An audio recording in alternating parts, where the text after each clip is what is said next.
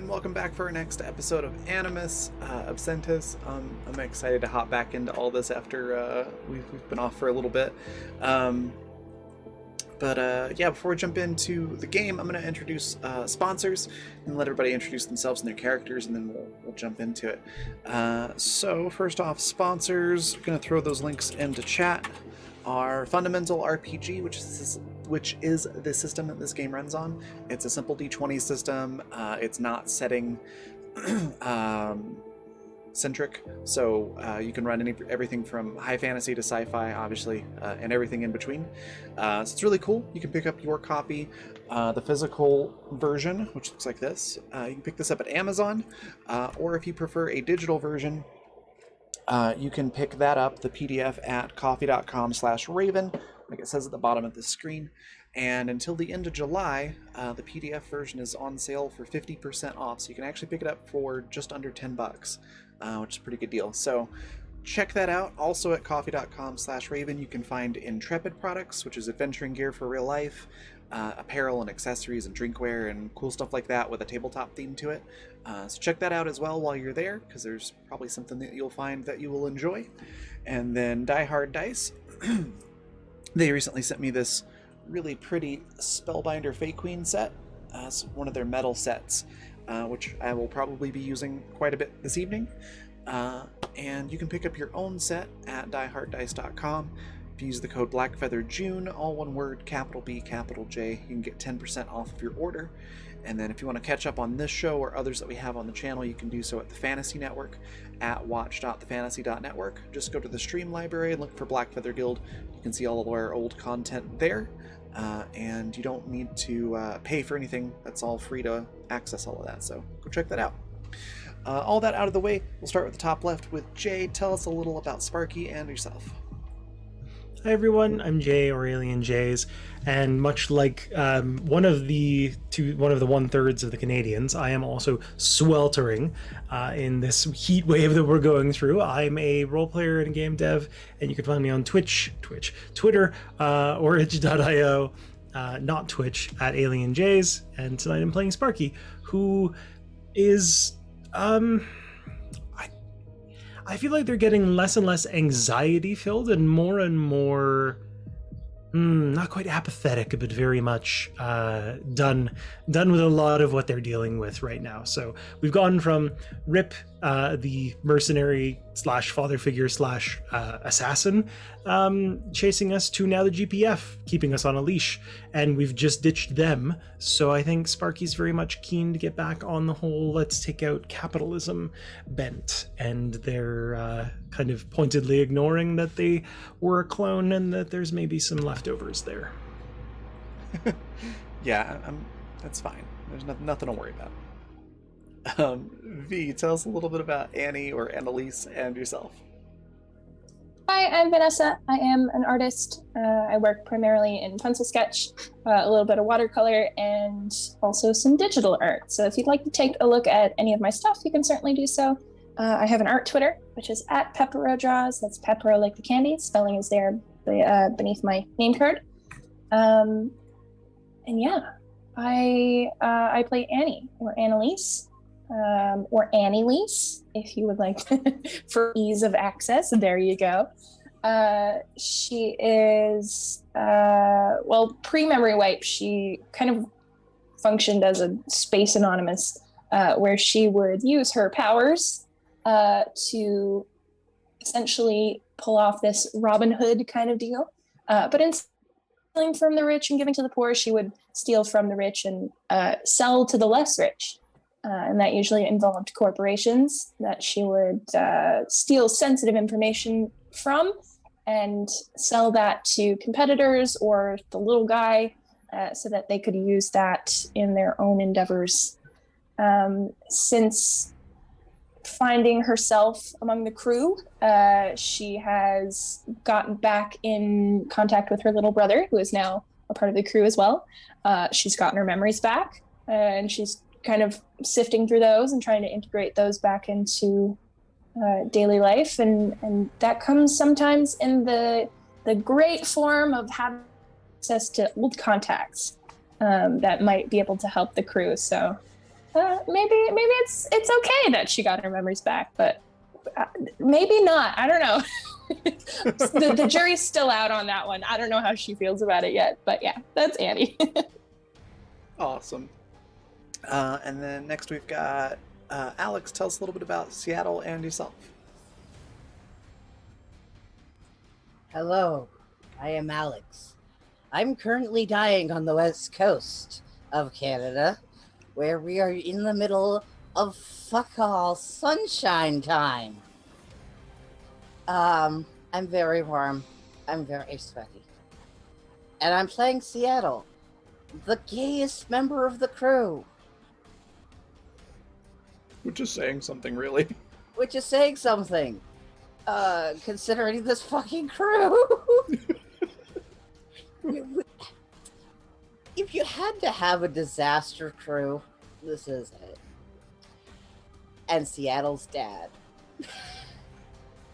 Yeah, so I play Seattle. He is the oldest of the crew, physically at least, I hope. We're not sure about Sparky anymore. I mean, who knows how long you were in the vat? I mean, fair. Oh my god. Old. Okay, that was a terrifying thought. Anyways, yes, I'm very, very warm. I'm very, very out of it. I'm doing my best to pay attention.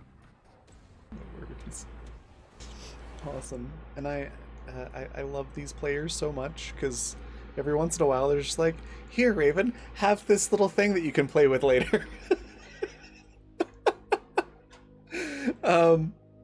And next we've got Goody. Tell us a little bit about Captain and yourself.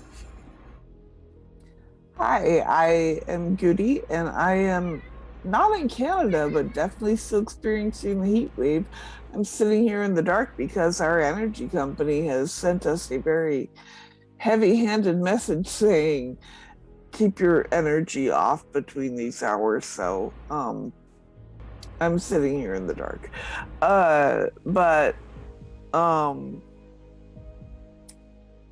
I play Android, who is the youngest member of the crew, technically. And she is a Black Ops murder droid. And she acts as the captain and is trying her best to understand these silly humans. But is mostly just trying to keep them together and alive. And yeah, if Seattle is dad, Captain is mom.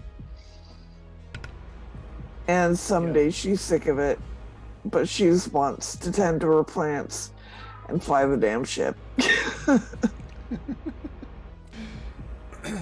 Awesome. That just leaves me. So I'm Raven. I'm the creative director for the Raven Evermore, which is my brand for all the various things that I do, most of which are tabletop related or adjacent. My link tree is there in chat, or if you can't see it, it's linktr.ee/theraven, like it's spelled below my face. And I play everyone else in the galaxy. Primarily for most episodes, it's Daisy, Liam, and Seth, who are all I think between the ages of 17 up to about 20 at this point. Actually, Liam's birthday passed. I did some math, and baby boy is 18 now. So, woo! Well, there you go. So Good yeah, for him. 18 to 20, and I have to figure out when Daisy's birthday is. But I also was thinking about that. I'm like, I'm pretty sure she's 20 now, not 19. So, there's that. Anywho, so yeah, Daisy is Seattle's daughter. She's also the reason that everyone lost their memories. Seth was sent to kidnap the doctor and failed, obviously, and ended up getting adopted by the crew. And then Liam is Annie's younger brother. The doctor is also on the ship, but they almost never are around. They're extremely antisocial, so I do play the doctor as well, but typically they're not in events a whole lot, unless somebody gets injured. Or if we need a really big push. It involved Yeah, yeah. X, and I think it may have traumatized the doctor. A little bit, yeah. But yeah, this is Animus. It is a if this is your first time here, it is a galaxy that is sort of the natural conclusion to super toxic capitalism. If we were to terraform a bunch of our galaxy, yeah, our crew last session managed to ditch their ship, which the GPF had very thoroughly tracked and bugged. And the GPF is the Galactic Police Force. They are the bastards of the galaxy. Yeah, so now you've managed to get your new ship, which we talked a little bit about last session, mostly just people claiming bunk space and things like that. As I recall, Daisy, I think got a nat 20 on a nimbleness roll, and ran and took the biggest quarters before anybody else could get on the ship. We've had a little bit of time to talk about what the ship is like and what it looks like. So collectively, do we want to describe what we feel like the ship looks like and what's on it?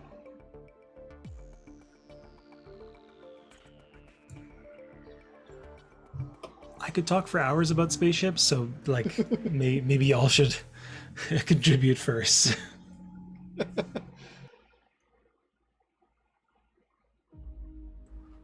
I have one brain cell, and it's for rolling dice tonight. No worries. I also know absolutely nothing about spaceship design. You don't like need to know anything about it. Just what would be cool. You know what would be cool? Neat? If it, would be neat if it was strong enough to keep us from getting killed. So that is my only requirement, and Okay. also maybe like a kitchen would be great. Okay. You don't care what color it is. You know what? As long as it's not like some ugly, disgusting green color. That's my only requirement. Don't make it green. So Pepto-Bismol pink it is. Raven, You know same what? brain cell. I wouldn't mind. Like a puce maybe. Eggplant. Just not green. Let's eat it eggplant. Eggplant. Nice aubergine. A lot of strong contenders. Yeah. Okay, so you mentioned you don't want to die. So maybe this one has. Would you go for good shielding or good armor? Which one do you think your ship Yes. has? Also good. All right. Because we didn't have shielding on the last one. It was just straight armor, right? I think so, yeah. Which is really nice, but because it can take a beating, but then you have to repair it. Whereas shielding is a little bit easier to repair, but doesn't quite soak up as much punishment. This is a meta question, but with shielding, would that stop someone from, I don't know, theoretically hiding away on the outside of the ship for 2 days? No, not exactly. Because it's like, what's the word for it? Kinetic shielding, I think is. Oh, Flame like shielding? reactive? Like it yeah, activates like, as something hits. so yeah, if there's something moving quickly, it will stop it. But if something is moving Right. slowly, then it will just Right. go right through. Yeah. So that is way it you can, ablative? like- Is that the term I'm thinking of? Ablative shielding? Or maybe something else. I Anyway. need to look that up, but I think you might be right. But yeah, But it's- so yeah, you want it's shielding. okay. Yeah, shielding would be nice, because unless they start using rocks, we'll probably be able to shrug off the most of it. Just slowly fire an asteroid at us. Takes about a week to get there. You know what? I can relax. I hadn't considered that. That is a solid point that I had not considered, and I'm kind of mad about it. That's true. That's very true. I just have this worry, ever since Rip got on board. I worry about stowaways. You've What? done this to me. Why is Econorlax the only one who got that dick joke? I got it. I just didn't want to pay attention to it. Oh, I We have missed enough it. dick jokes on this whole show. It's true. On the whole channel. Ship Yeah. an eggplant. Oh god. So I looked it up. Ablative is like it evaporates material to Oh, right. It like reduce right. stuff. So probably not ablative, but like shielding that stops like bullets and meteors and Yeah, it hardens when there's a sufficient amount of impact. It gets harder. Yeah. it's like wet cornstarch. Yeah. Yeah, like Ooblack. Yeah. Yeah. It will harden on impact, but if you just set something on top of it, it'll sink right in. Yeah. Okay. I am totally cool for that. And yeah, What I was thinking design bigger kitchen? Those, Bigger kitchen. Yes, bigger kitchen. With a bigger table for more mashed potato. Maybe you know what'd be cool if it was sunken in just a little bit like a pool table or like a poker table. Mhm. So there's like the rim, the lip of it, and then it's like a little bit in, so that if you spill some shit, it doesn't go on the floor. Yeah. That would make sense. Yeah. And also, Done- you could turn the done whole and thing done. into a mashed potato mash. Yep. Just pour it in out of the colander. I don't know why you got mashed potato in a colander. Like, put it in a bowl. So the idea I had for the whatever works. inside, true. The idea I had for the inside was circular corridors instead of like the kind of square ones, Okay. and with doors that are also kind of not like perfectly circular, maybe more like an oval. But I just like the idea of that because a circle is a stronger shape than a square. So Means we have butthole doors. Alex, can you describe for the class what exactly a butthole door is? Okay, it's you have a round door and it has like all the pieces that like slide together, so it like syncs up like a sphincter, and that's how round doors work. I know what they're talking Or- about. Or you could have two sections of door that meet in the middle because it's still a flat edge. At the support corridor in a square shape. If you have them do the sphincter method, then you can continue to make the support corridor, which is what you want to be in the round shape. There's Econorlax said the correct term for this, Yeah. an iris Yeah, door. slightly. Which, yeah. Sphinx. Yes, but a sphincter doesn't like. They don't. The pieces of your, sphincters on your body, of which you have many, don't like all curl in. Kind of that. They all like push in. It's a different mechanism. I don't know. I How feel the like kind fuck of did we curled get in on here? themselves more than once. Like, Also, that's just also, me. this may be you know what? I'll save it. I'll put it in the Zoom chat. I was gonna say this description may be gross, but I'll save it for our viewing audience. All right. I would prefer two sides that just meet in the middle, like a regular, whoosh, Yeah. Star Trek door. Yeah, you can go with the two that slide and meet in the middle. It could retract up into the ceiling or down into the floor. Right, like a blast door. Yeah. Yeah, the iris doors were considered by this manufacturer, and it was decided there's too many moving parts.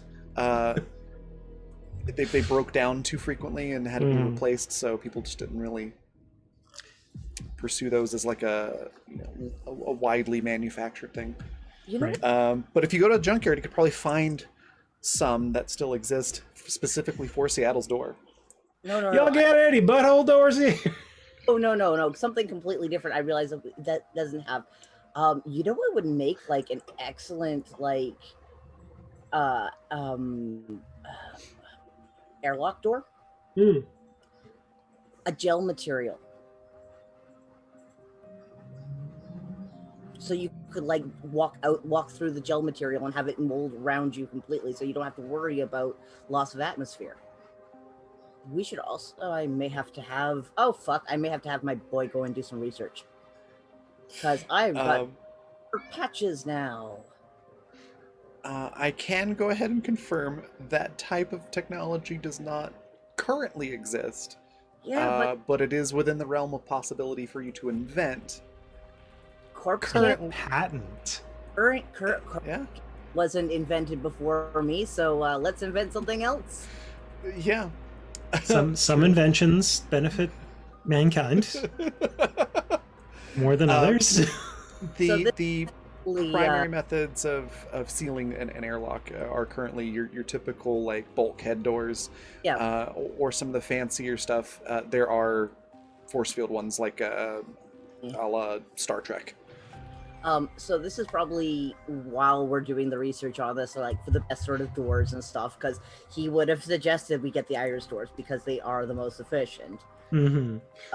But we can't get our hands on them. Okay, whatever, we'll go past it. Also, I would imagine they're harder to lock.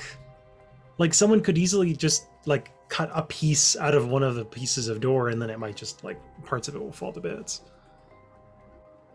Depends on what it's made out of. Well, yes, but we're not rich. Like we didn't pay for the ship, but we don't have a lot of money. And in a scrapyard. Anyway, go ahead. Sorry. Anyways, so that'll probably get Seattle starting to do some really weird research while making cheese and looking after the garden, the vegetable garden. All And right. I'm also thinking a stepped bridge. Like it's got like, you know, like those big slab steps that you'll see in like parks and kind of civic buildings. Just big like two, because I always pictured all our old bridges like a flat plane. But I like the idea of there being like a big, you know, view screen or window or whatever the hell. And then like consoles down like a foot, and then consoles and then down like another. I like the idea Kind of of like that. a next generation Like- Enterprise bridge, but 3-tiered instead of 2. Kind of, yeah, almost like theater seating. Like Yeah. just Yeah. that you can easily kind of see over each other's heads. Sure.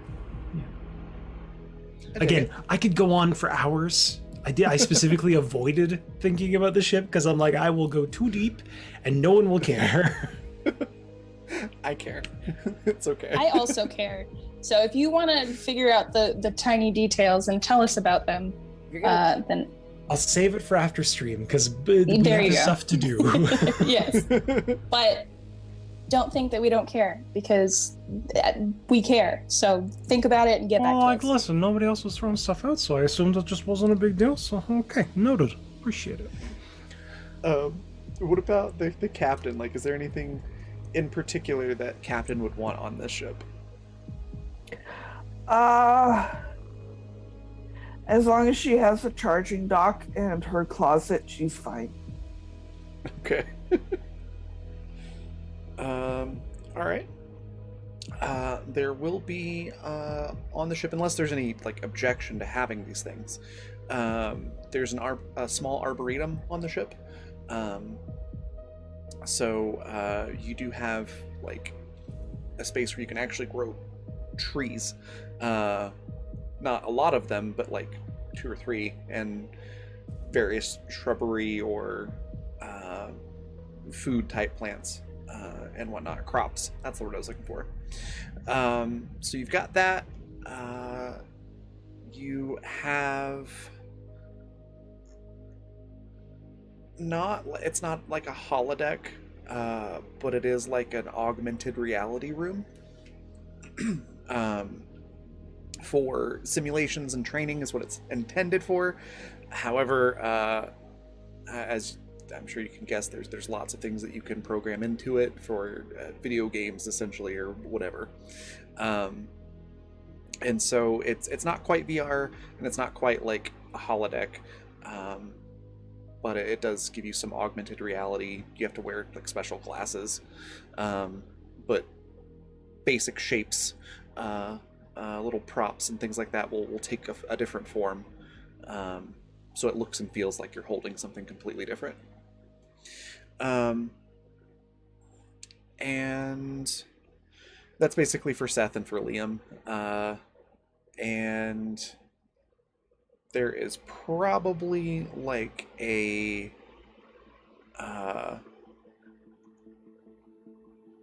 engineering section that has both like the engine stuff, but then there's like a separate section for all the computer stuff.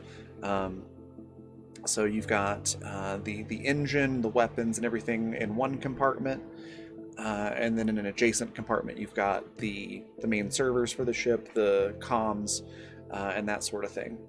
Can we make a tech lab? Yeah. It doesn't have exactly a tech lab, but there's all of the like space and plugins for it, so you could easily acquire equipment to build one. I think that'd be kind of cool. Engineering bay look like? Whatever you would like it to look like. It doesn't have to be the most spacious, but it has to have a ton of storage. Okay, we can put that right next to the cargo bay. Yeah. I have ideas percolating. Awesome. So yeah, you've got your engineering room right next to the cargo bay, and then adjacent to the engineering room is the Did we get another vault? starts of a tech lab. It wasn't too hard to make the last one. Well, Yeah. I mean, it was already made, but we could probably just shell out like X amount of money to. Yeah, it probably doesn't have a vault like the Lagrange had, but it wouldn't be terribly hard to get one. Because it was really just like thick walls and then like electromagnetic shielding. Is that right? Pretty much, yeah. It was a stronger material. It was like ship's hull material, like the outer hull, not the inner hull. So it was really, really durable, hard to cut into metal, and then it was also shielded. Yeah. Yeah, it also had a Faraday running through it. Oh yeah. Like it was both EMP shielded and Faraday. Right. Because you can't scan into it. Yeah, that shouldn't be too hard to make. But Yeah. it also depends on how much money we're willing to spend on something that is ostensibly right now just for Sparky and Seattle to make bombs in. So I'd like selling that one to Mom. Room and just get electromag shielding on it. That's true. That's very true. And make sure that it's got what you call it? Bulkhead doors on the door to that room. You know, it does like explode and expel space. It won't jettison the rest of the crew. I feel that. Which reminds me, again, unless there's any major objections, I want to give this ship a honeycomb design in terms of the structure of the hull with bulkheads, so that yes, if you do have explosive decompression, it doesn't wipe out huge chunks of the ship. How do you mean honeycomb? So like I know what you mean shape wise, but like what part of the ship is honeycomb? Like the internal support system. Not something that you would visibly see from the inside. Right. But like the support. It's like walls. sectional. Yeah. Okay. Yeah. And there are bulkheads throughout the ship that automatically close upon explosive decompression. Cool. I'm totally fine with that. Yeah. That way, I if didn't you even take consider that. That's great. Yeah, that way if you take a lot of damage and you start getting holes blown in the ship, you don't all get sucked out into space. Because the Lagrange definitely did have that weakness. Feature. We call that a feature. Sorry. Yeah. Yeah. It's why we didn't have jetpacks. It's how you can just yeet somebody if you need to. It had the breezy function. Yes. For those hot summer evenings in space.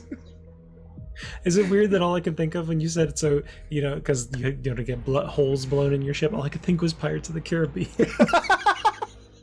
No, that crossed my mind too. So yeah, those are some features you've got, and then again, yeah, whatever you want it to look like. Weapons. Did we end up, because we didn't take anything from the old ship externally, so what does the new one have on it? Because that will be something we kind of need to know, because we end up getting in more ship battles than gun battles. That's a good question. Probably similar armament, because Lagrange didn't have, as weird as it sounds to say, it wasn't super well armed. No, we just had the fuck off railgun. That was it. Yeah, and Yeah. a couple pea shooters. So this one, because this one you wanted something bigger that could haul more cargo, right? All more So it's cargo and take more of a beating, yeah. Probably doesn't have the railgun, but it has multiple light cannons. Okay. So probably 3 light cannons. So you're down a railgun, but you gain 2 more light cannons. I'm going to make a note, and we don't have to do this session, but I'm just going to make a note to get some kind of upgrade for like a point defense system for missiles, so that we can just have like an automated turret or 2 take those out, or at least have the chance to take those out, so we don't have to be manning those, because that sucked. Yeah, missiles are No joke. bad. Yeah. Yeah. And they're, with it being a big ship, essentially you have a lot of cargo space, and that means you can sacrifice some of that cargo space for more weapons, more armor, etc. So that's basically going to be the trade-off when you want to do upgrades, is you can add more stuff to the ship, but it will cost you cargo space. It's actually a bit like Stars Without Number. Has a similar system of like kind of trading yeah. one for the other. Yeah. Yeah. Well, awesome. And then, as I mentioned, I think the Lagrange was a level 10 ship, and I believe I said you can make a character sheet for the ship that's level 12. Totally So went over my level head. up. Did not even remember you saying that. So It was towards the end of the session when we got Oh, it. Yeah, level 12, because that gives you a couple extra attribute points okay. for the ship. Should we just use the old sheet and change that? Yeah, if you want to. I don't really Because need I don't it. think we can make a new sheet. So I can also just do this.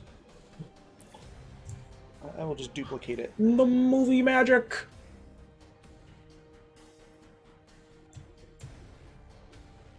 Perfect. There Okay. we go. And this is for the whole crew, because I think we should agree on this one. What's the name of the ship? Or do we want to wait to name it? I don't have any names that really stand out in my mind. Like, Okay. Seattle's not allowed to name it. That's probably for the best. probably.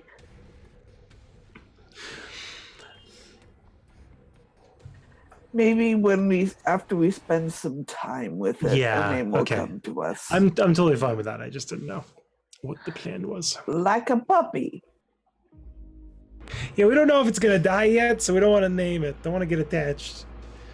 Not what I meant, but okay. That's where my brain went. I was like, yeah, it's a puppy. Don't name it till it's gotten past the first half year. It's like, Victorian children. You could go with like an acronym like CCS, Corporate Council Sucks.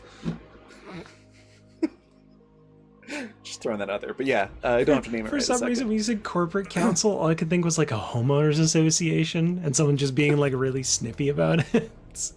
I mean, the Corporate Council is a little bit like a galactic HOA. It's, they're I about hate as no choice so much. yeah, they're about as I petty. think we can all agree on that one. Mhm. Okay. I will fiddle with the numbers whilst we do the thing. Oh, All right. So now we've got a general idea of kind of what the ship looks like and what it can do and whatnot. It is fully fueled, or whatever I just said. It does have a shuttle. It is nowhere near as good as the one that was on the Lagrange. It's pretty basic. we lost. Sorry. We did lose the Tabernacle, yeah. Yeah, you didn't take it with you. Tabernacle 2. There you go. Tabernacle 2. Oui, oui. C'est le It's got more cargo space. It can hold a lot more people. but it is slow and it's not well armored and it doesn't have any weapons. But again, Yeah. you can sacrifice space for cool stuff. That sounds like the best pamphlet for like a cult. You can sacrifice space for stuff. You don't need a full soul. Listen, we're never getting to Andromeda. Just sacrifice it. Souls are You roomy. can't just, take it with you on the soul spaceship hiding behind the comet. Why bother? When you said soul, I legitimately thought you meant like SOL, like the star soul. Oh. Oh yeah, sorry, I'm gonna be late. We're gonna sacrifice a whole saw tonight.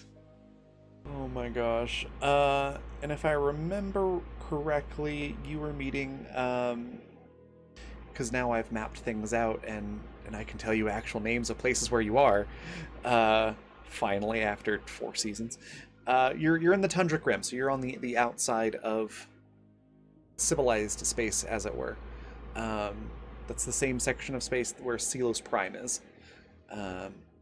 So you're pretty far out away from any kind of GPF or corporate ships or bases or things like that. So what do you want to do?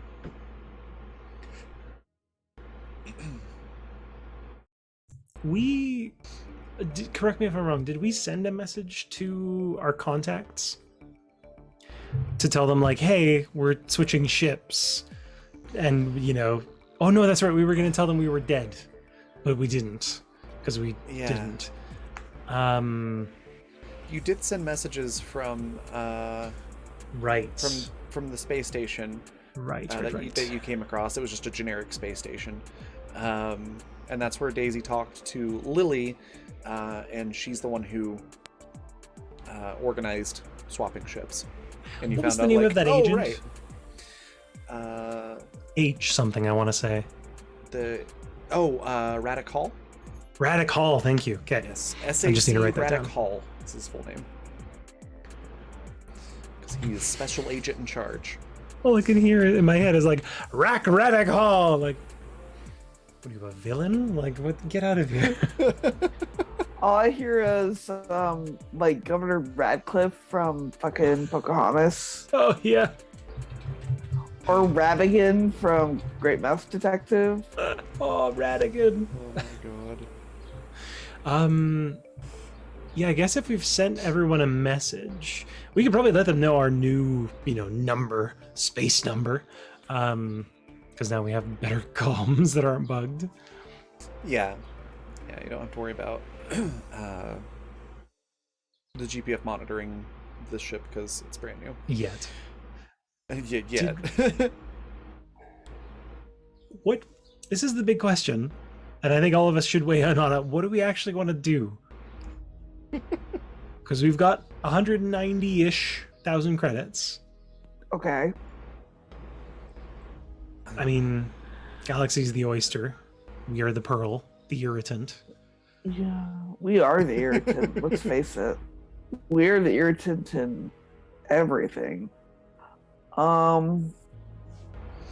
are very good at being irritating. We are. It's very true. true. How much would like a good railgun cost us? That is a great question. I will do some calculating. Okay.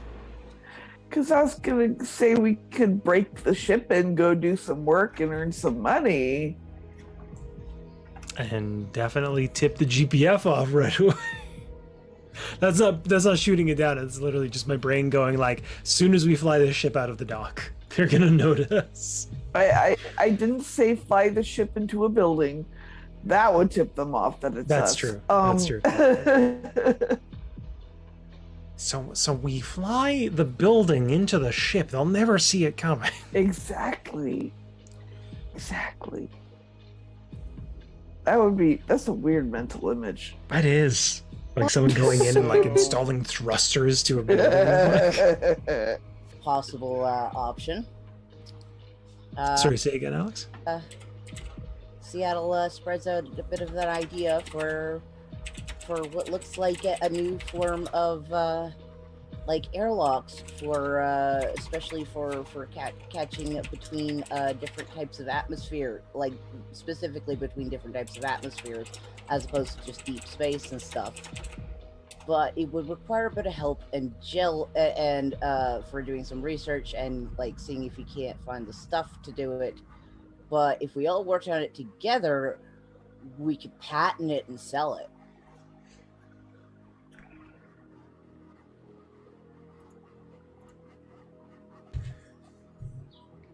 I think Sparky would kind of pipe up like, we are not scientists. But I like We could it. kidnap some. We could pay some. We don't need to be scientists. I mean, between me and Daisy, we can probably figure this out.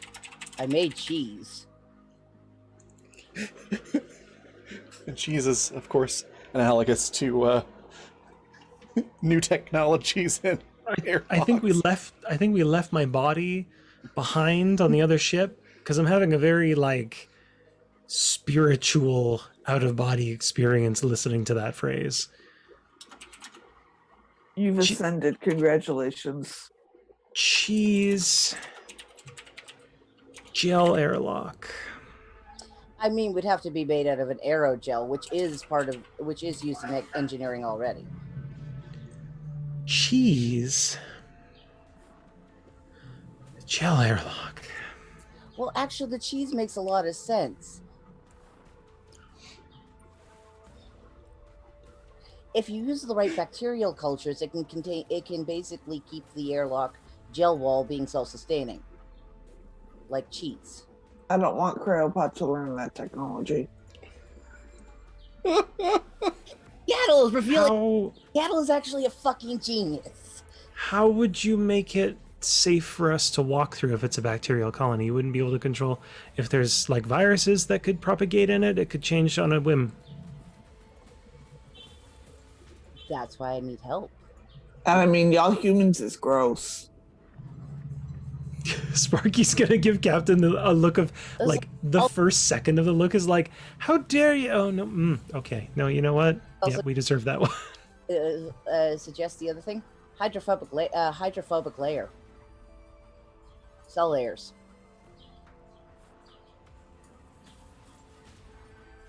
It'll make it want to regroup itself and cling to itself only. Yeah, I think Sparky is. I think you're definitely bringing Sparky around on it, but they'll definitely still suggest that we should talk to a scientist about this kind of thing. Someone who potentially already has some kind of technology like this. Not like steal it out from under them, but get tips as to how we, a bunch of space mercenaries, could potentially grow / buy this sort of thing. Joining in on this specifically because it has medical applications as well.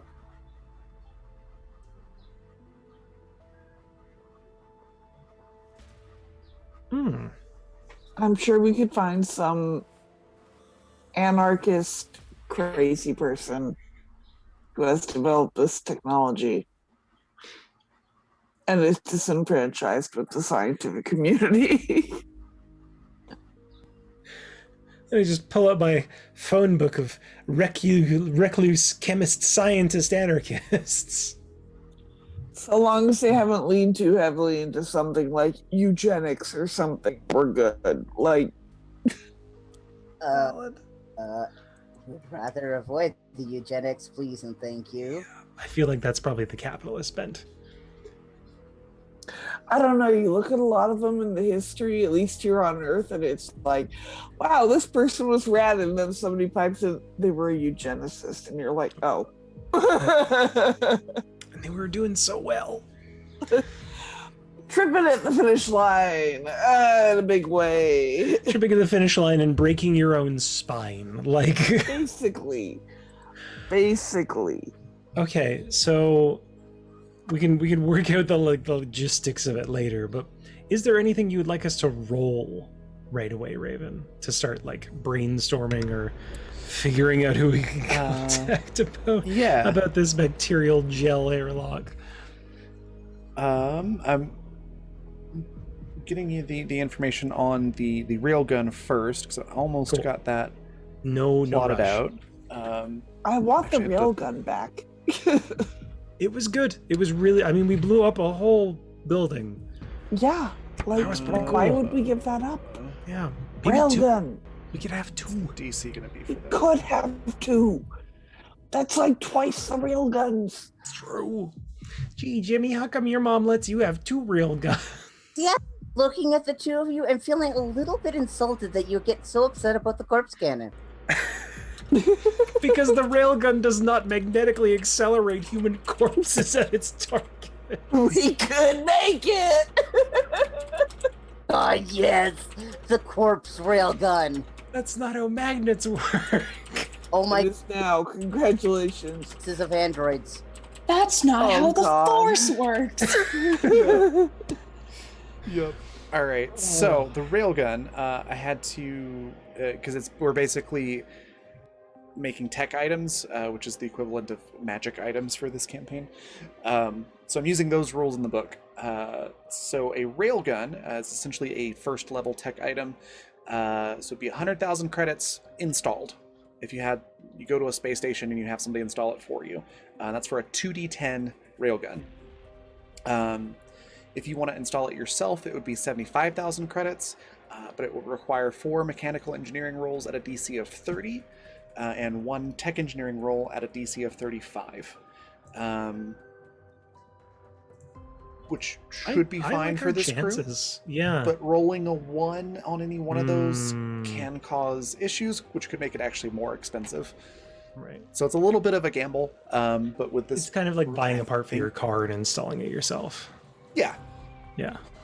And Buying a what for your car? part... Just like a part. Oh, I heard harpoon for your car, and I was like, hell yeah. I mean, space harpoons would also be really cool. they would. Sparky Isn't that and basically what Seattle, we're doing? Basically, yeah. Actually, without the line that Yeah. goes along with it. yeah. Well, that's the part Pretty that good. rips your leg off. Haven't you read the book? I actually couldn't get through that. Why are we using rope in the space? Well, why? Sparky and Seattle, you both Yeah. have advantages, and Captain, you've got a crit. So, like, worst case scenario, you'll probably. Be I think fine. Alex will probably be on the side of like buying the piece and then installing it ourselves just to save cash. Yeah. Probably also for the challenge. Yeah, and then upgrading it after that would go to so like if you Oh yeah, wanted to, Alex has just said yes in the Zoom. if you want to make it like 3d10 or 2d12, whichever you want to do, it gets exponentially more expensive after that point. So just as a heads up. Fair enough. Gotcha. So you're looking at probably like 500,000 to take it up from there. Ooh. Okay. Did a question for as well? Did the hit points go up at all? Because I know this is a copy of the Lagrange, but I don't know how that. It Like, depends on correlates. how you distribute the attribute points. Oh, okay, because I'd read your message saying that like because I'd said like all of these points will stay the same, and I meant like they'll stay the same as they are, not the same as like leveling up.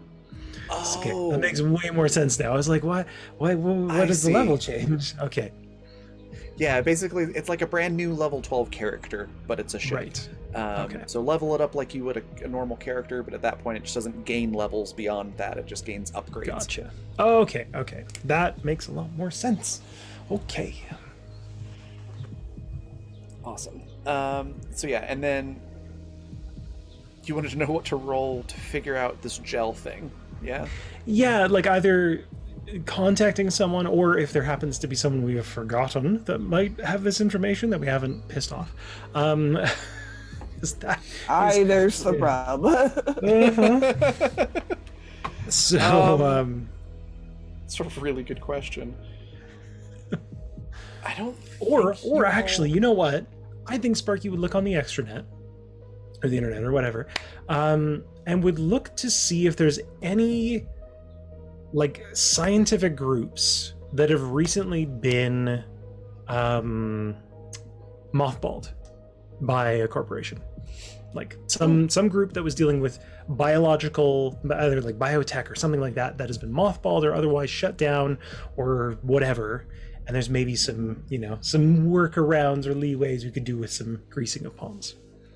Absolutely. It's going to be especially ones that have lost funding just because it wasn't quote unquote profitable. enough. Right. Or there was some ethical concern and the company was like, well, I guess we'll just fire you and hire someone else who could do it. It depends what the ethical concern was. Yes. And on whose side it was. There's a lot of stipulations to be had, but that is part of the vetting process. Let's do a tech engineering roll and see what you can look up. 33. Roll 20. No one from Roll 20 is here. But why, when I go into a chat of a game that I've been playing for 4 seasons, does it always start me at the top of the chat and not at the very bottom? I don't know. I hate that too. It's so frustrating. For me, it's such a teeny little thing. It's inconsistent for me. Like sometimes it's at the top and sometimes it's at the bottom. Right. It's like very these odd. things should be. Mind you, I'm not a coder. I'm not one of the techies, but it's frustrating. So. Yeah, it is odd. I find like the inconsistency of it is strange. Okay, so 33. We both got 33. We did. Yeah. So, yeah, you are able to find some information out. You've got a location. It's on the Exteriores Rim at Tops Prime. That's TOPFST Prime. You've been to this planet before. Not too terribly long ago, when you stole some drugs from Generico. Right. Same planet, different side of the planet. So Gotcha. There's that at least. And I actually have more information written down about that, so I can describe a little bit about the planet for you. So it's a small planet with roughly 0.78 the mass and size of Earth. It's largely an agricultural planet with several food research companies and pharmaceutical facilities. The population is relatively small compared to the size of the planet, and it is concentrated into small cities with economies built almost entirely around the research companies located there. So these are basically like all factory towns, essentially, and everybody that works there is somehow related to whatever research company is working on stuff there. And massive segments of the planet's surface are crops of one kind or another.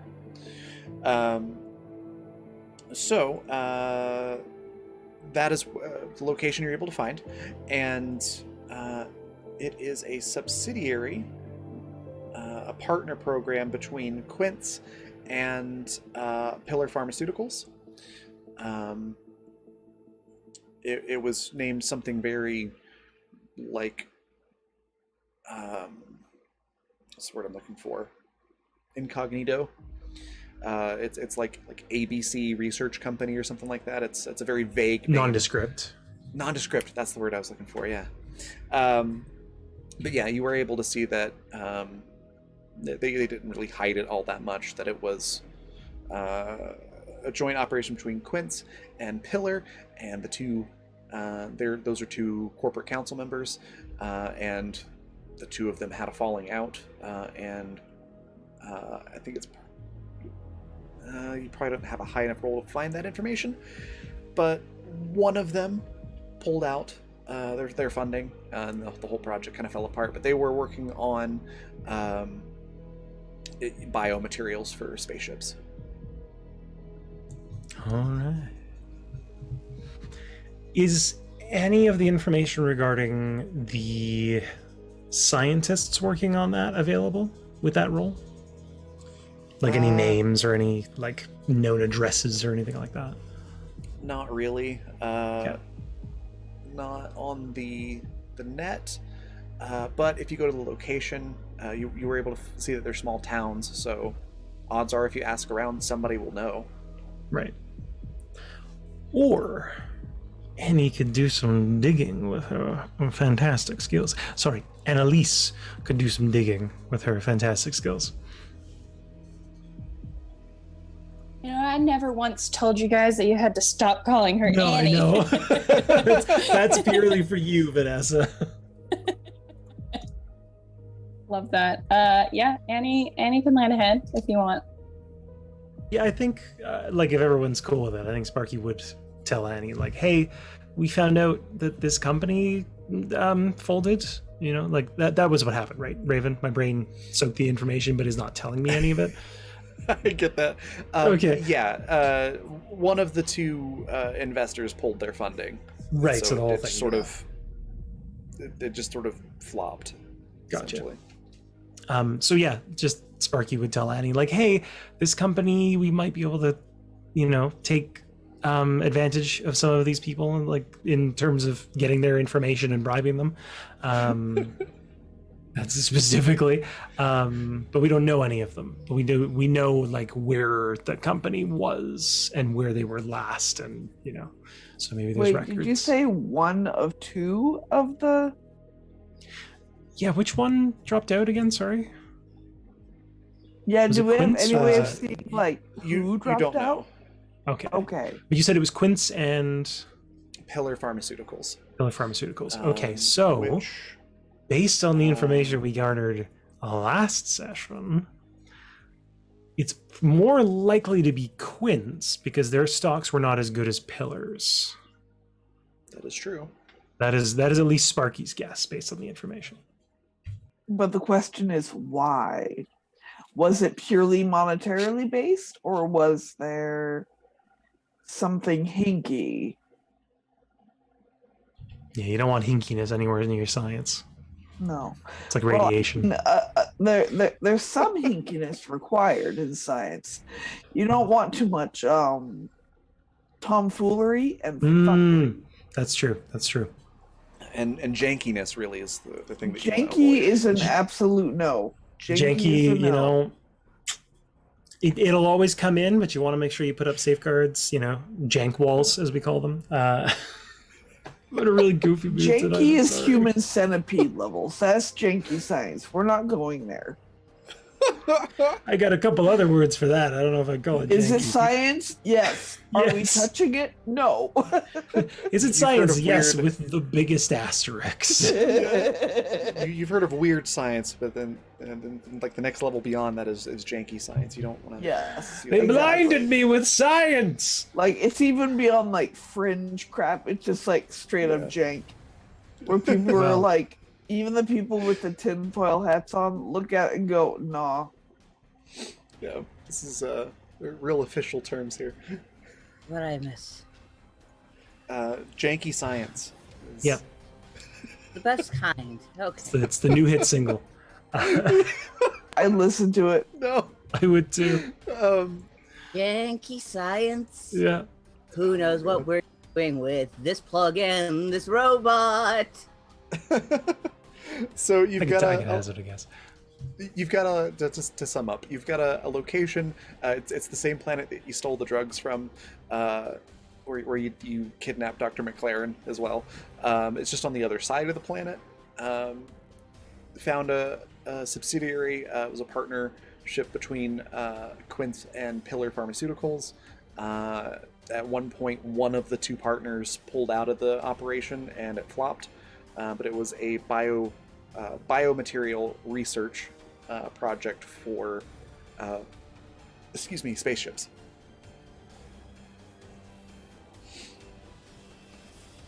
I think that's the important stuff. I am Sounds of right. the opinion that yes, we should have Annie,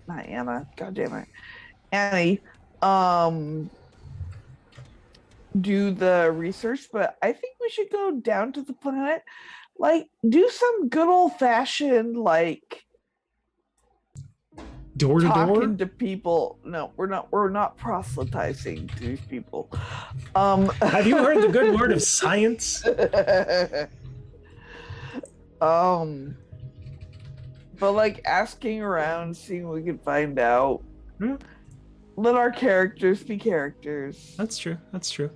You know. I mean, I'm constantly worried about us being noticed and, you know, picked up or shot, but I'm also totally okay with that because I don't know that Sparky would have that worry right away. But like, we haven't been anywhere in a minute. Yeah, aside from that bank job. Yeah, we haven't like just gone somewhere and done crap. So my vote Okay. is we go somewhere and do crap. Captain, I'm with it.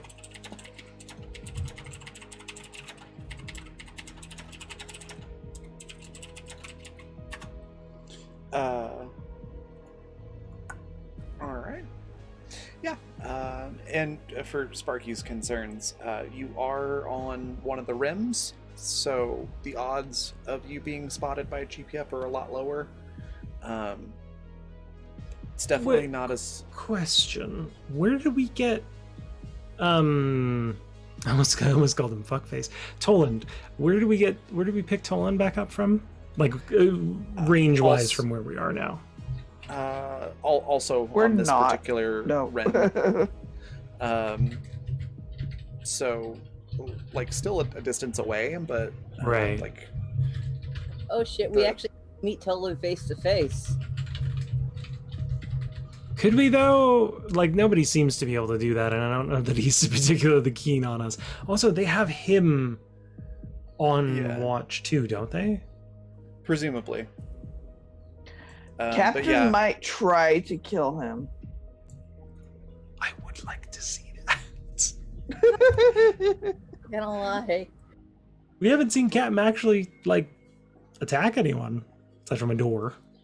I admit, I kind of like get excited when Captain gets super protective of the crew.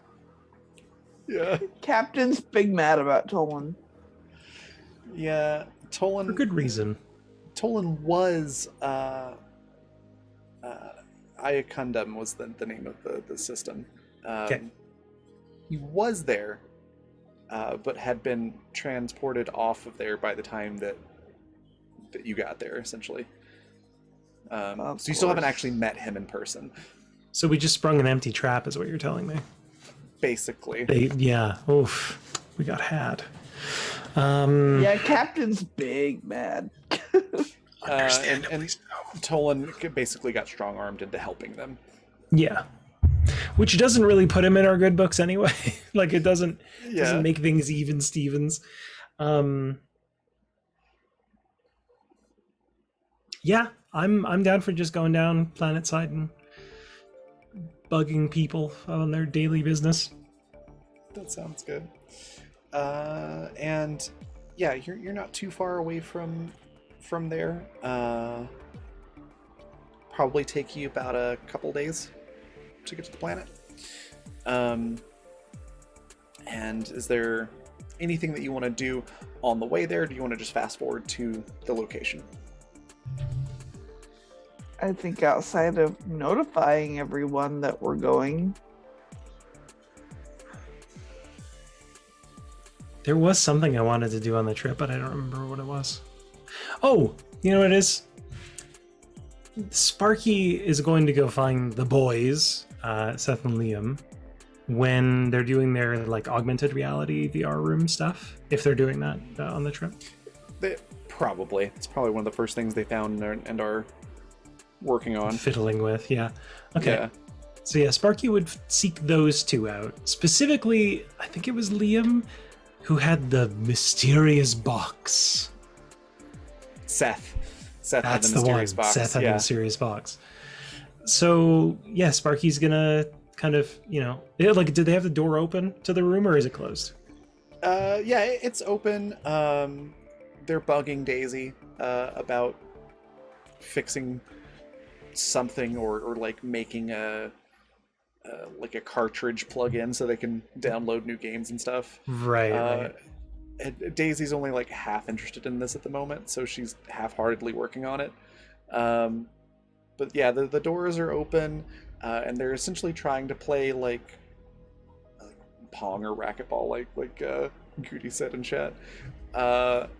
But it keeps shorting out on them because they're trying to modify like some sort of training program that has nothing to do with racquetball.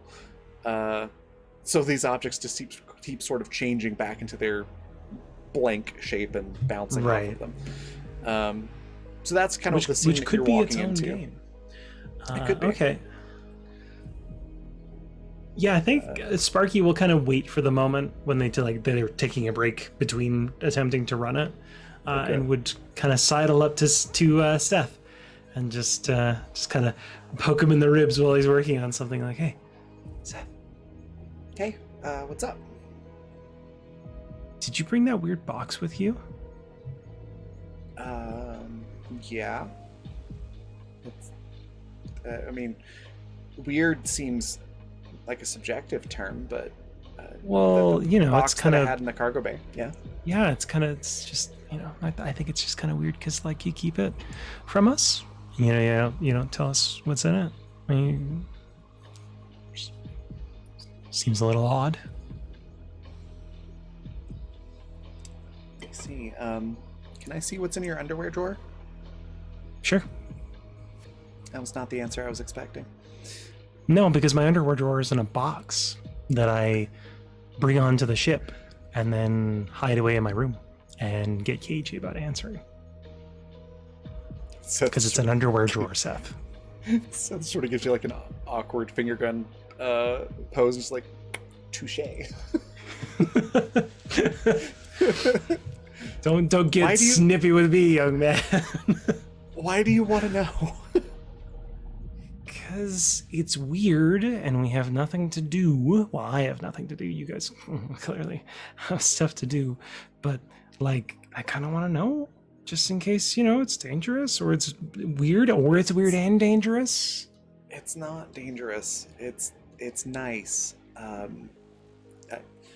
I picked up little gifts for the crew, and when people are having a bad day, I'll go to the box, pull one of them out, and bring them to whoever's having a bad day.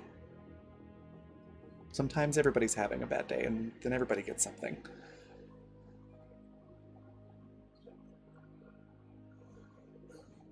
Sparky's clearly, like, they're not saying anything, but they're just kind of like, they're working it through.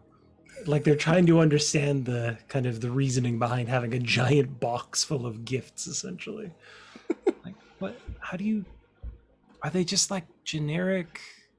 Like, not like generic, but like, are they just like situation agnostic? Fine.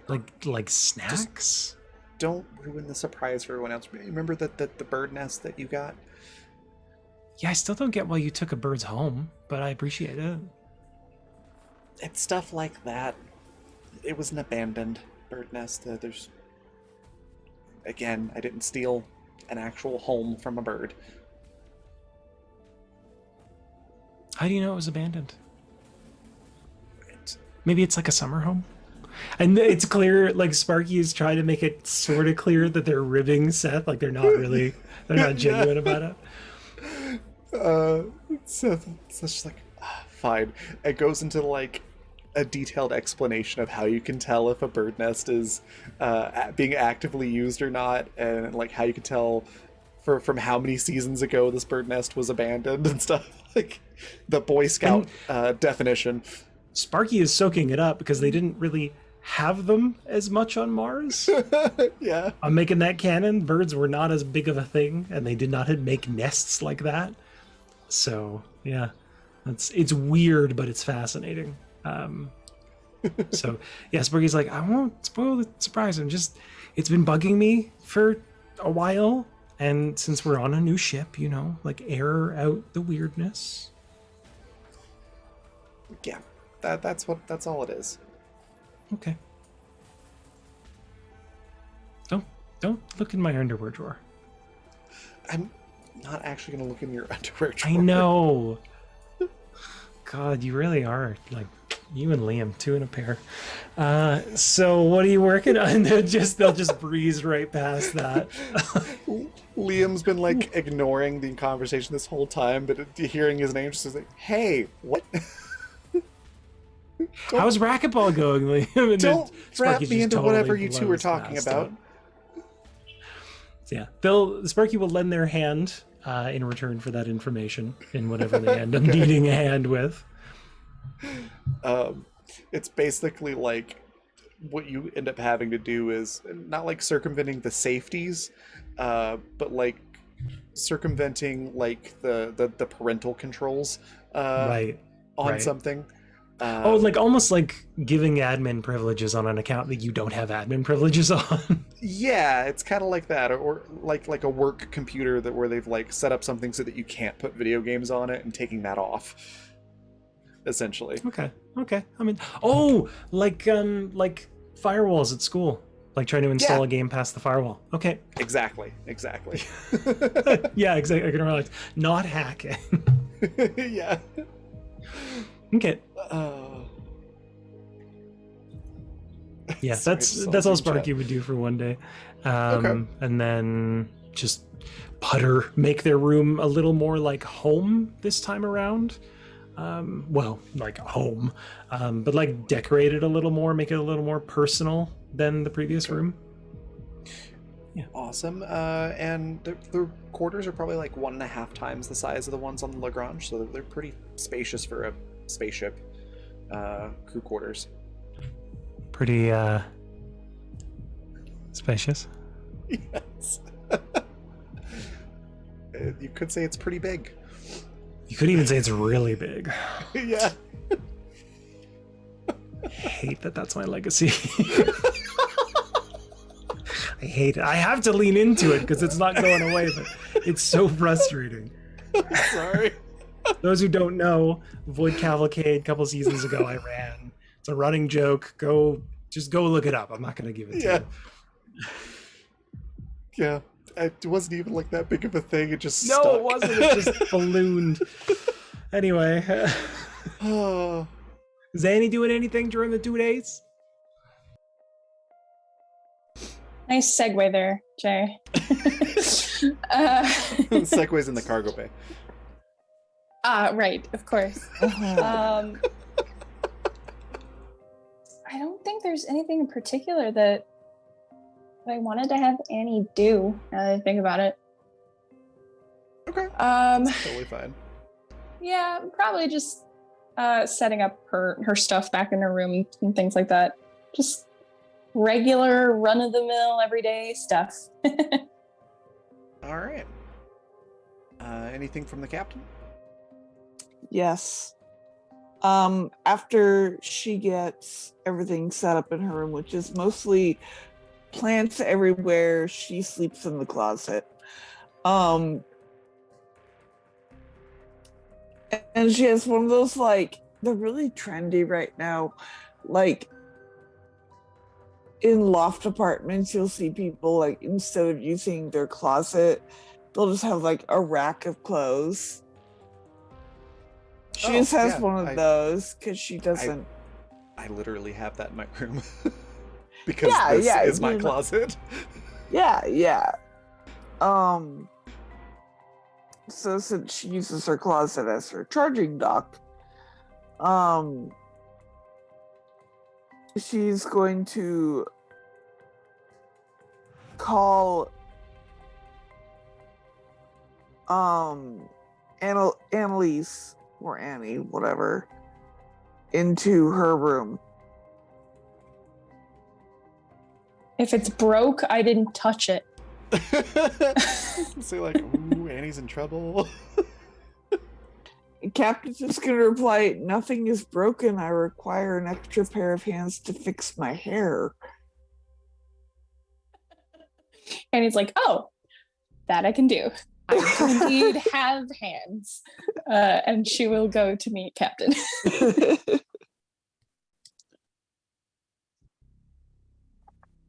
So Captain basically just noticed that her braids were getting frizzy and wants them, like, she's got it all brushed out and everything, but she can't do her braids on her own very well. Interesting. I love that. That's cute. Yeah, absolutely. Annie comes and meets you.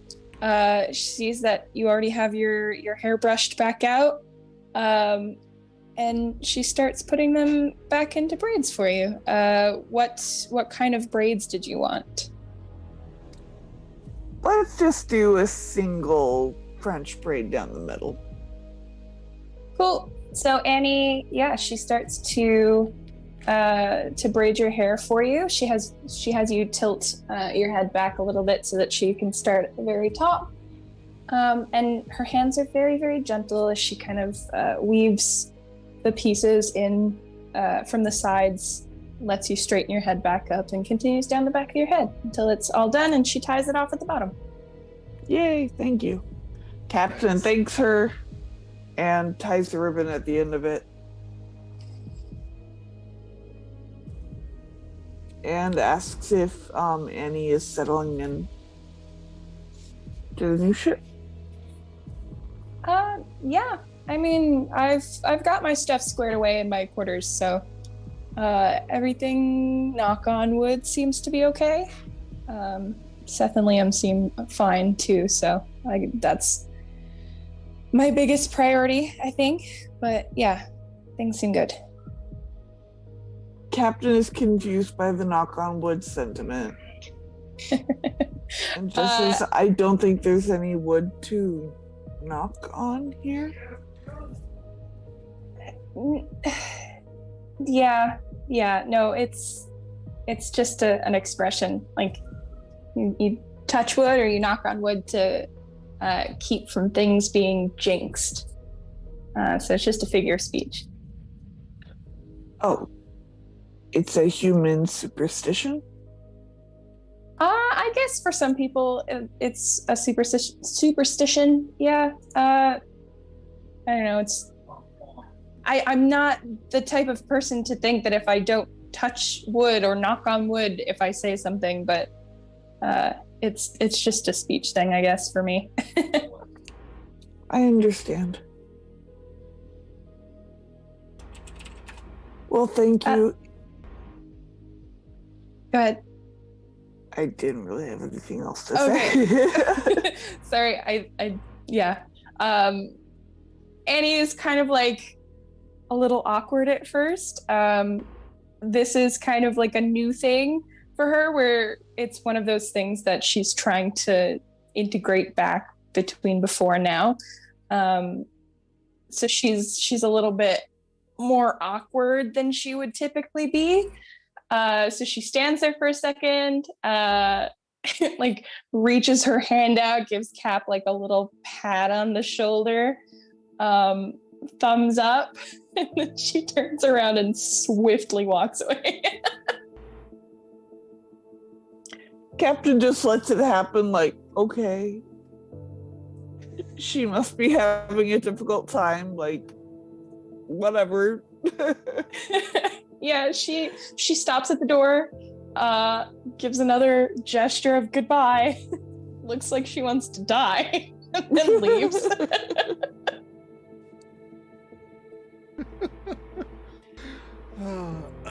All right. Captain makes a mental note. Don't take it personally.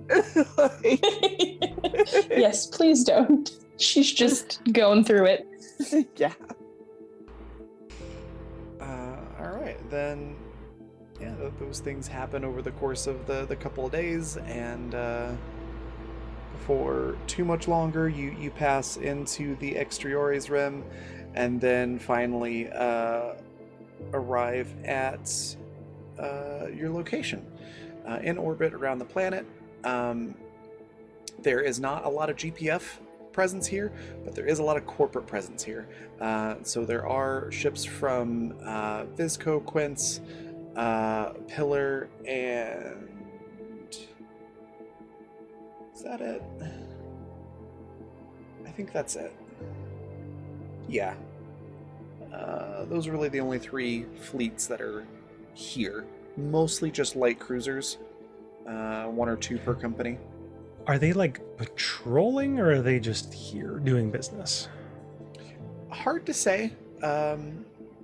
Some of them are probably here, like just not so much a patrol as just like a defense in case somebody tries to attack the planet or something like that. Others might be here for reports or transporting goods or personnel. It's not odd to see these here. And they don't seem to be paying any particular interest in you. Yet. Sure. It's just knowing us. Is this a good time for a break, do you think?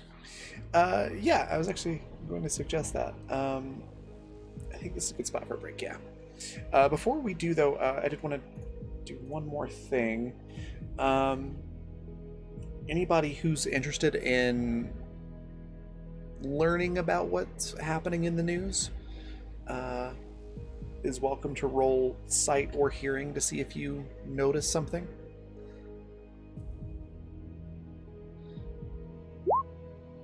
That's hearing, yeah. Oh, yeah, right. It says that on the...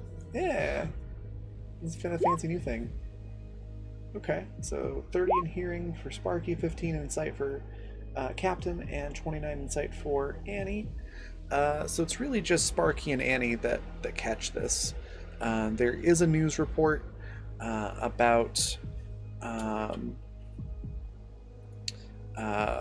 skirmish, if you will, that's happened in the Centauri system with several GPF vessels having been disabled. And there's a APB out for the Lagrange as it was involved. That's lovely. Annie would probably just make some comment like, glad to see they're putting our ship to use. And our name. Yeah. There is like mugshots of some of you that come up on the screen. Are they accurate? Or is it Rough. is it the other crew? They're roughly accurate. They're like police sketches. Ooh, not your nice. not your actual pictures. So they're a little bit off. Probably accurate to the other crew, yeah.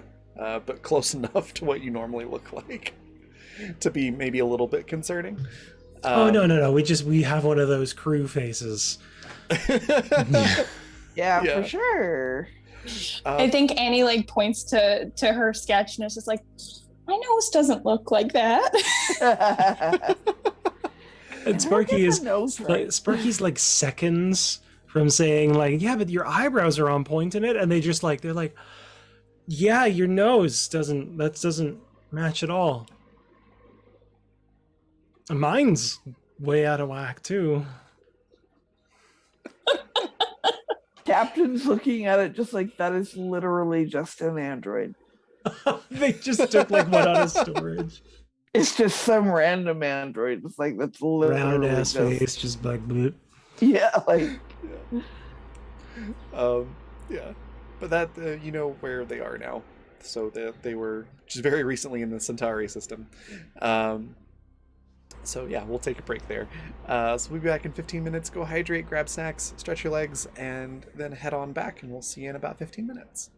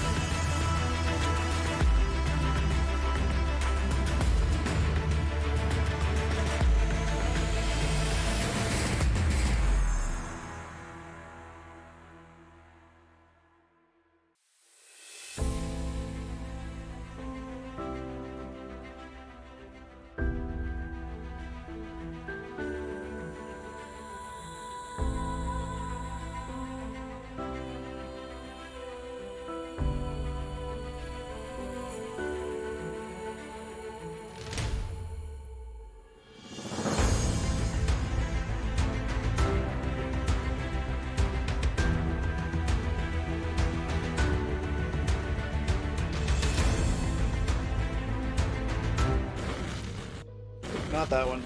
There we go. Streamlabs is having some issues. There we go. We are back.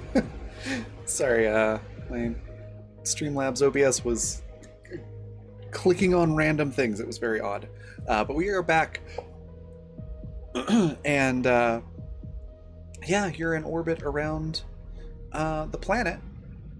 Nobody's really paying much attention to you. As I mentioned, there's about 3 corporations that have some military vessels here. No GPF that you can see. Whereas the Generico facility that you ran into, literally, before is on the, let's say, the northern part of the western continent. This facility is on the southern tropic portion of the east continent, or a eastern continent. Right. So where do we want to like? Is this place big enough that we could actually land the ship, or should we take the shuttle down? Because I know our ship is bigger than the old one used to be. So yeah, I mean, you could definitely land the ship on the planet. Logistically, that's not really an issue, but yeah, finding a parking spot in a space dock might be a little hard.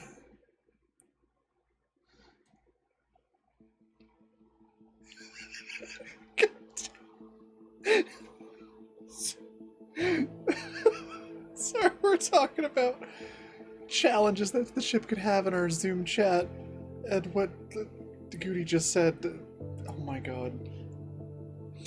We're talking about the ship having crass and the crass things that we're coming up with for the ship to say. It's a trip. Anyways, what would you like to do? well, first we should probably decide who all's going down. Are we all descending to the planet, and leaving the kids to run amok? Do the kids want to come? It's been a while since they've been planetside. Daisy goes, yeah, last time I was there I got shot. I'm staying on the ship. Oh yeah, that's right. Oops. Oh. Is that where she got shot? It is Yeah. not the same place, but the same planet. Yeah, Oh, same okay. planet. Yeah. Oh. What did Seth and Liam say? What are their feelings? They're kind of indifferent. If you want them along, they'll go. If not, they'll stay on the ship because the ship's new and Well, as you say, they're exploring fiddling it. with their AR. Yeah. Well, Sparky definitely wants to go. Let's put it that way. Makes sense. Captain will go too. All right, and that just leaves Annie.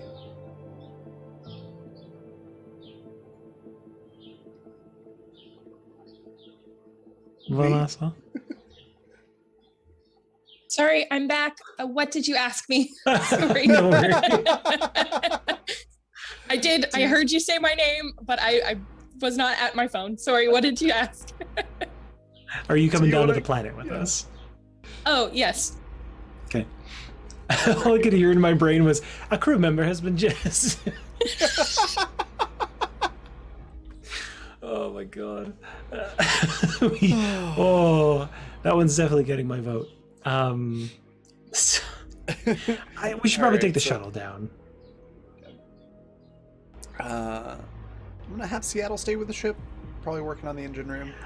Yeah. So we've got Sparky, Annie, and Captain, and then if you want Liam and or Seth, you can have them come with you, but they're not anxious to go down there. I'm indifferent to them both coming with us, but They're working on their AR room. yeah. All right. So who wants to pilot? Oh god. What is it again? Is it mechanical or technical? Mechanical. I've got a 10. Unless you're captain. Because Captain can literally yeah, Captain, you interface wanna... in with the computer. Yeah, I'll pilot. It's fine. We can. I'm just saying you probably won't like it. I could just all I'm picturing is like just Captain sitting on the side with like a fake console in front of her, and she's connected into it like she's doing like the pressing the brake pedal in the passenger seat. It's like a Fisher Price. Yeah. Oh my god. All right. So yeah, go ahead and roll tech. Let's see if you can pilot this shuttle down to the planet. Okay. Tech? Mm-hmm. Or mechanical, either one. Depends on if you want to physically move the controls or if you just want to interface with it wirelessly.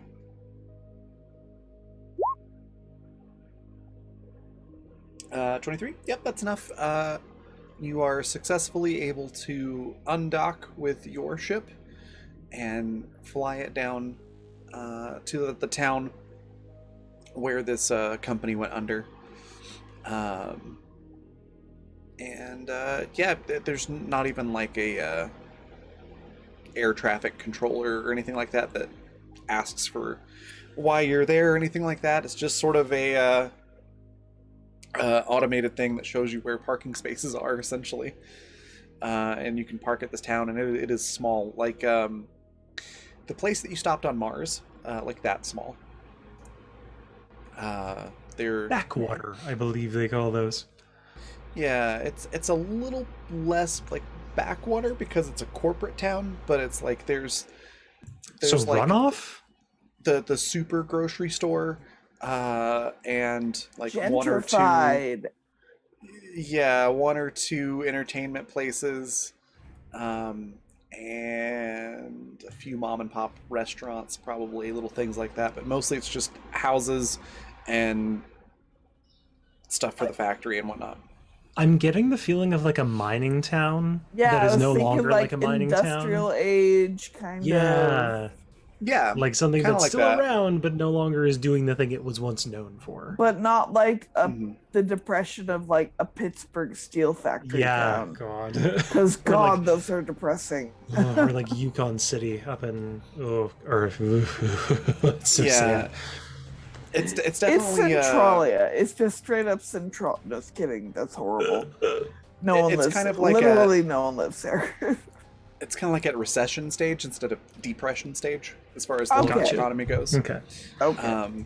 They're really hoping someone will move into this factory and start up. Fair. Which we might be able to provide. That is true. We We are a company. we are something. Yes, that is true. More accurate. We're a concern. That too. We are marked as multiple ways? concern. Yes, Yeah. we're marked as concern. Okay. But yeah, So you're able to land, and yeah, there's like some cabs, if you will, that can take you from the pad into town, or you can walk. It's not that far. I think Sparky, at least, is very interested in checking out the actual premises of the old building. Like, maybe not going inside because it's probably cordoned or whatever, but just seeing like what state it's in, if it's being run by a skeleton crew or if it's totally shut down, like if there's any remnants, kind of thing. Sure. The facility itself is about like 4 or 5 miles outside of the little town that you're in. Okay. You kind of go down this long 2-lane road, and like the only thing on the road is the facility and various things related to Right. it. It's like a rural road, yeah. Yeah. It's very, very well kept. It's like fresh paving and everything. Everything looks very clean and very nice and somewhat fancy. It's just small and there's not a whole lot here. Okay. And does the building have it like, if it has a parking lot, are there cars in the lot, or is it just like an empty building that's being patrolled? Well, the At first least from the outside. question before I answer that question. Are you, heading straight over there? Do you hire a cab or do you go on foot? Depends who wants to come with, because I think Sparky would just hire a cab to head out there, but they I would. think a cab would be a good idea. Captain Yeah. wants to go too. Okay. I will assume Annie's coming with, because Vanessa will be right back. Oh, yeah. We're dragging her along anyway. No, I wanted to Then- go over here. Yeah, bad. you're able to get a cab, and it's like an Uber or a Lyft. It's very clearly like somebody's personal vehicle that they're using to cart folks Right. around. But it's very nice. It's very clean and spacious. It's sort of like a hover SUV, if you will. You've been in one of these before. Yeah, it's not quite as nice as that one. Well, no. But it's pleasant, smooth ride, and there's a talkative driver who asks, what brings you to, this area, or very excitedly, like, are you all investors? Are you going to open the plant back up? Question, this is out of character, but like, question for the crew: how do we want to approach this? Do we want to come in looking eager, or do we want to like? How do we want to play it up? I'm thinking we should play it cool. I don't want to appear too eager because that's how they get you. Get you. I don't know But- who they is, but like that's how they but get you. they'll get you. Do we want to say that we're investors at all? Yeah, because I'm like, I kind of want to, but I also know that's a risk. Yeah, like it could go either way. Mm. Like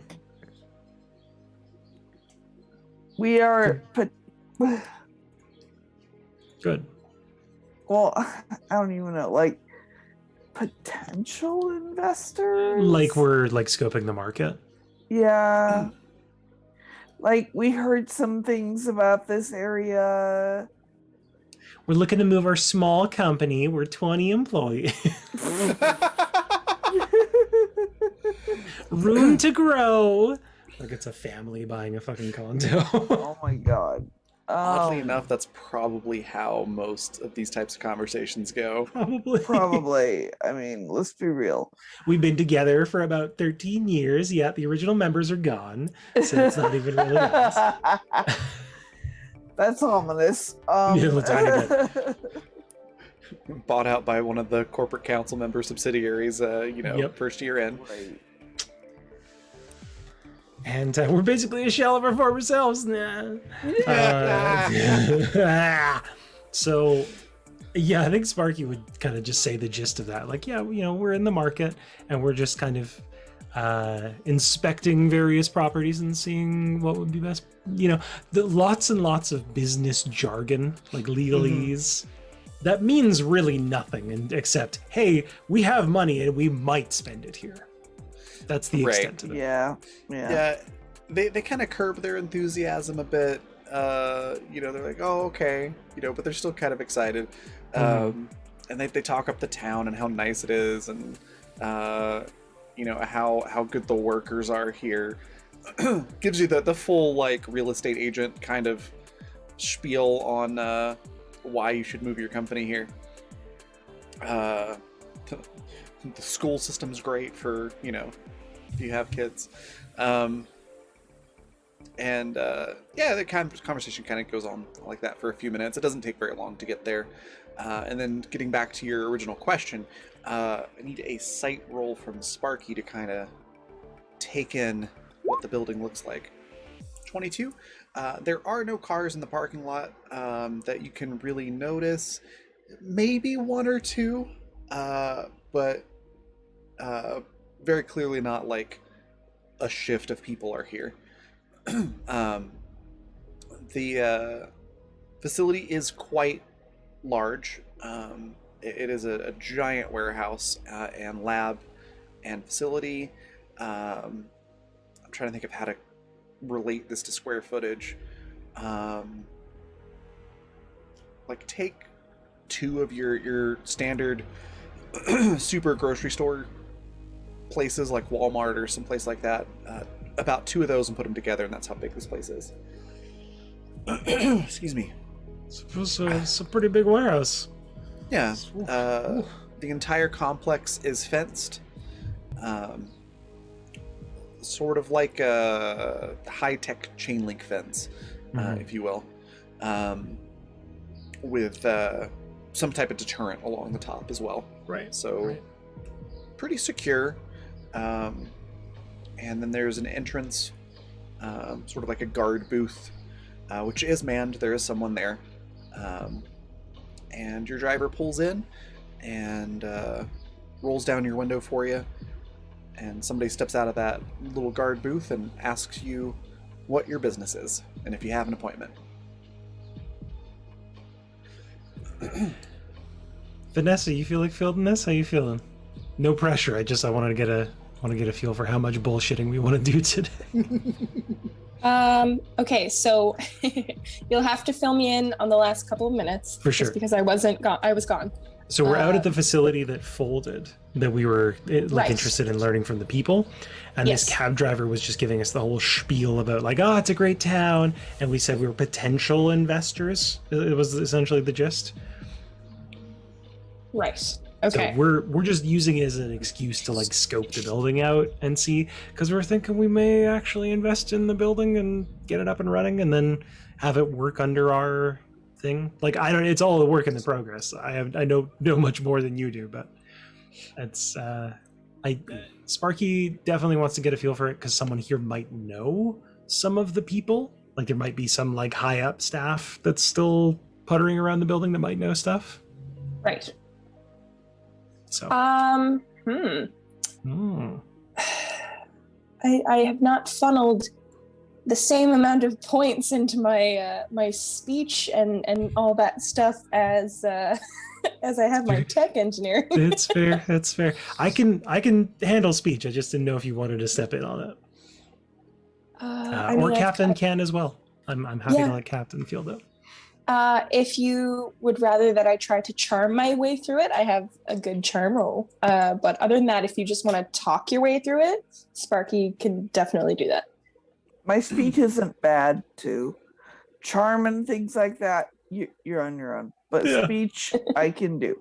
I think between the 3 of us, we can do it. But who would like to take reins on this is, I guess, the main question. I'm okay stepping back from this one, if you guys wanted to field it, yeah. Okay. The person, I'll give you this too, might help you make a decision on who talks first. Might not, I don't know. But the guy steps out of the booth and looks like he just came from boot camp.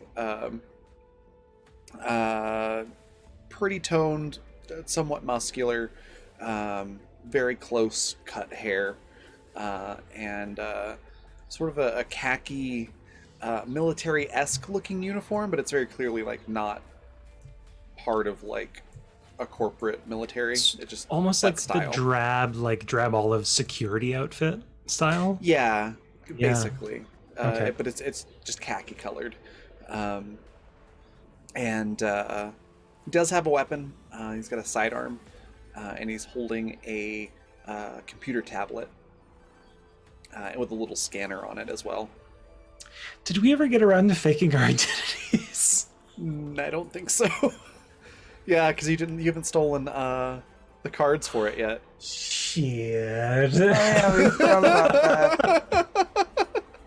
I think Sparky's having like the quietest meltdown in the We car. forgot about that. Fuck. He's not asking you for your IDs yet, No, so for sure. Just like if push comes to shove, it's gonna come out bad. yeah. So I mean, I'm dead, so try to it's gonna be okay. Yeah. Oh, so maybe try to steer the conversation away from needing IDs. yeah.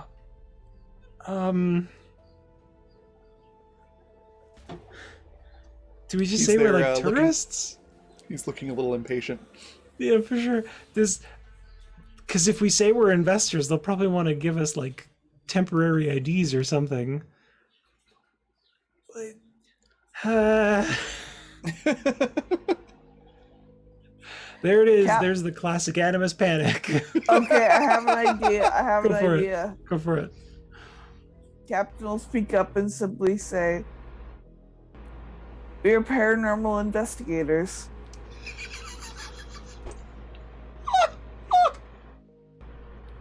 Okay. Let's go with a speech roll on that. Not the direction that I was expecting, but you know what? It works. It's fine. 21. Wow, could I aid on that if necessary? Yes, please. Okay. Because Sparky will 100% back Captain up on that. Oh, and you've been given an advantage. Oh, thank you so much, I can relax. I'm assuming that's for Captain. So Captain, you can roll that again if you would like. Yes. That was a 7.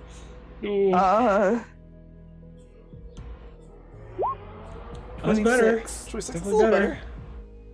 And then plus my 22. Yeah, so between the two of you, and the 26 is really what pushed it over the top.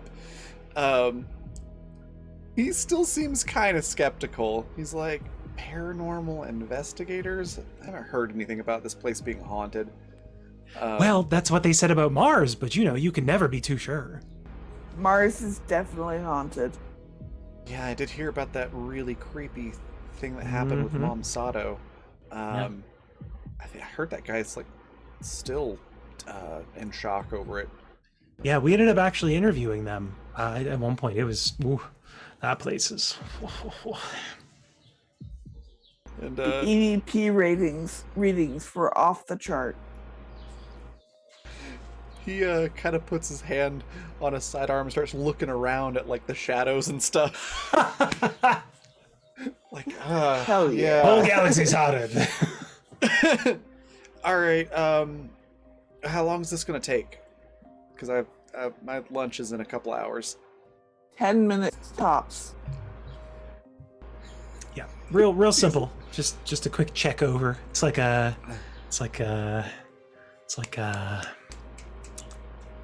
preliminaries.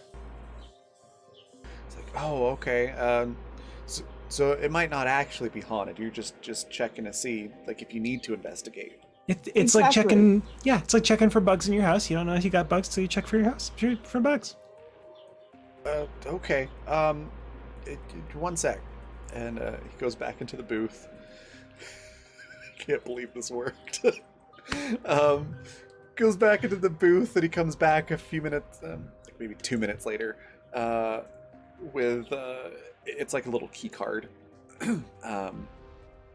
And it's essentially it'll temporarily get you into the non-restricted or non-confidential areas of the facility. He's like, all right, this is all I can do without you having an appointment. So you'll need to call corporate if you want to go into some of the certain other places inside the building. But if you're just doing like a preliminary check, this will get you in the door and you can do your thing, and then just let me know what you find, okay? Oh, Of this course. poor guy. We are gonna spin him so many yards. Yeah, And I you don't want to said end your up lunch like... is in 2 hours, correct? Yes, that's correct. You will be eating your lunch in 2 hours. Sparky is like taking plan. notes studiously. He seems a little confused by the question, but it's like, yeah, that's the plan. I think Sparky would kind of like tap Captain on the shoulder and like just show the pad briefly to Captain and just do like one of those like like a knowing nod without saying anything. Captain would like glance at Sparky and then just like kind of awkwardly nod back, like, yeah. Was that other guy eating lunch when the thing happened on Mars? Worse. They were sleeping. Oh, well, I'm not tired, so that's good at least. Never be tired. Number one killer of all ghost-related activities: sleep. That's why ghost stories are scarier at night for humans. Like us. Sparky's doing like the countdown. It's like, right. It just sort of like waves you on. It's like, yeah, go check it out. Let me know what you find. Oh my god, I genuinely felt my heart drop when you said that. I was like, ah. So yeah, you're able to go in, amazingly.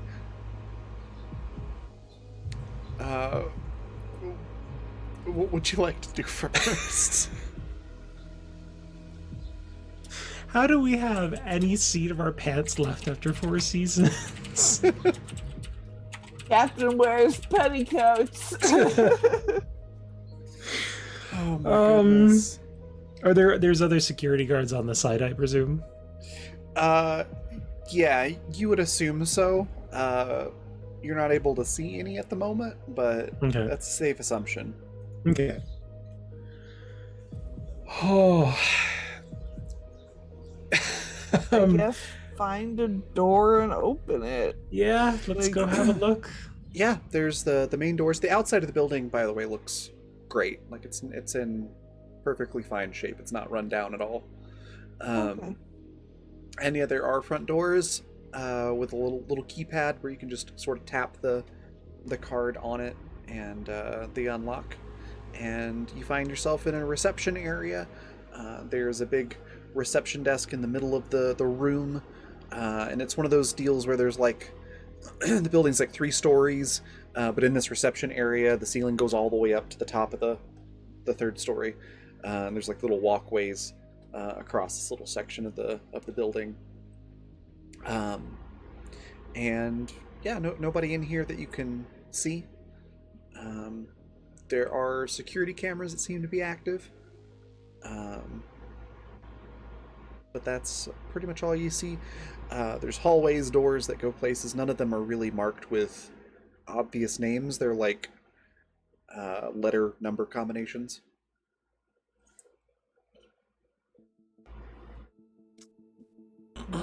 I was muted. Is there anyone at reception? There is not. All So the this lights place are off is too. basically abandoned except for security. Yeah, less abandoned and more just like closed down. Right. Mothballed, as I think some places call it. Yeah.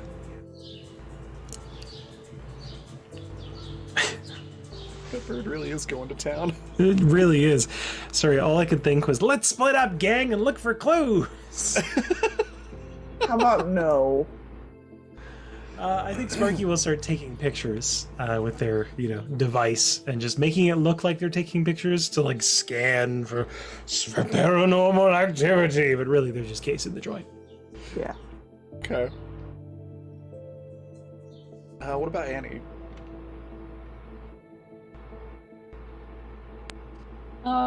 Good question.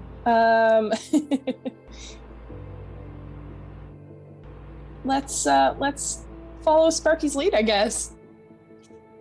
That seems like just as good a plan as any. Ghosts. That's what we're here for. That's exactly what we're here for. Yeah, you're able to take pictures. Presumably just a perception, unless you're wanting to go down a hallway or into certain rooms. Yeah, I think Sparky's just using that as a cover, like as they're progressing. Yeah. Annie obviously isn't going to move too fast. Like she's looking for anything particular. So just like pop in and out of closest rooms to reception and make around like that. Okay. Right around reception are mostly just conference rooms. Conference rooms. There's maybe like a filing room. It's either like the mail room possibly or something like that. There's a lot of filing cabinets in it. It's about all you're seeing up towards the front. There is a hallway that branches off into 3 directions from where you are.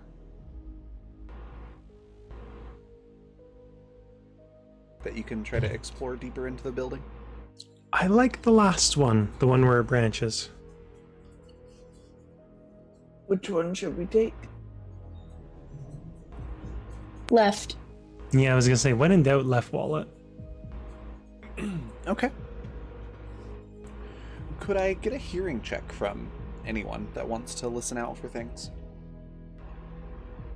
I'm listening for ghosts. 31 and a 29 and a 13. Annie, your tablet beeps loudly. You don't hear anything. Tonight is acting up like. Yeah, you've got some tinnitus acting up. It's okay. I know that feeling. That's fine. Yeah, it's so awful. That makes sense. It is. But for Sparky and Android or Captain, you hear like weird footsteps actually from the floor above you. What do you mean weird footsteps? Like they're just heavy. Like they're louder than they should be. Ghosts. Madam, I really don't like that you had to throw in weird footsteps. You couldn't just say, you hear footsteps above you. That's nerve-wracking enough. No, you have to throw in weird. Like, It's weird in the fact that you're not expecting footsteps because the building seems empty, and it's weird in the fact that the footsteps seem very loud considering how nice the building is. There's probably sound insulation, things like that, so it seems a little odd. That's why it's weird. That's it. so what you're saying is Nemesis from Resident Evil is here. No, not that loud. Oh, okay, so Mr. X. Yeah, like... Dial it back from Nemesis. Gotcha. Okay. So Wesker. Yes, sure. There you go. that doesn't make me feel better. He was technically infected with a T-virus, so... Yeah. Yeah. Anyway, we didn't get that security guard's name. We probably should have gotten his name. Are there stairs going up anywhere nearby? Yeah, at the end of this hall there is a door that is labeled stairs, and there is an elevator. There's also an elevator in the reception area. No. Strange building. I don't want to go in that Should we elevator. go towards the footsteps? I think we should, because if it's a security guard and they stumble across us, like they may not. We have gotten- clearance. Like, We it's do, not like we're not. But they may supposed just to give be us there. guff, right? We may have to go through another rigmarole of we're paranormal investigators, and this one may not buy it. Well, it doesn't matter if he buys it. His buddy outside bought it. That's true. That's very true. I'd just rather them know we're here than, like, this is definitely Sparky being like, I'd rather them know where we are so they don't hear footsteps and come with a gun. Fair. Yeah, we can go towards the footsteps. Plus, Okay. they might know something about True. the ghosts. I'm totally Or sold on the this actual things that were developed here that we're looking for. ghost. Yeah, like ghosts. I'm so sorry. This is the factory where they developed the poltergeist formula. Ectoplasm Inc. Not to be confused with the Krabby Patty formula. Exactly. Oh my god. I just realized you could make a company called Ectoplasm Inc. and that makes Ectoplasm Inc. Oh my god. It's terrible. Jay, go to bed. Okay. I need you to go outside, touch some grass, and then I need you to go to bed. I'm alert. I'm not. Okay. Yeah, I'm for stairs. What's everyone feel like? Okay.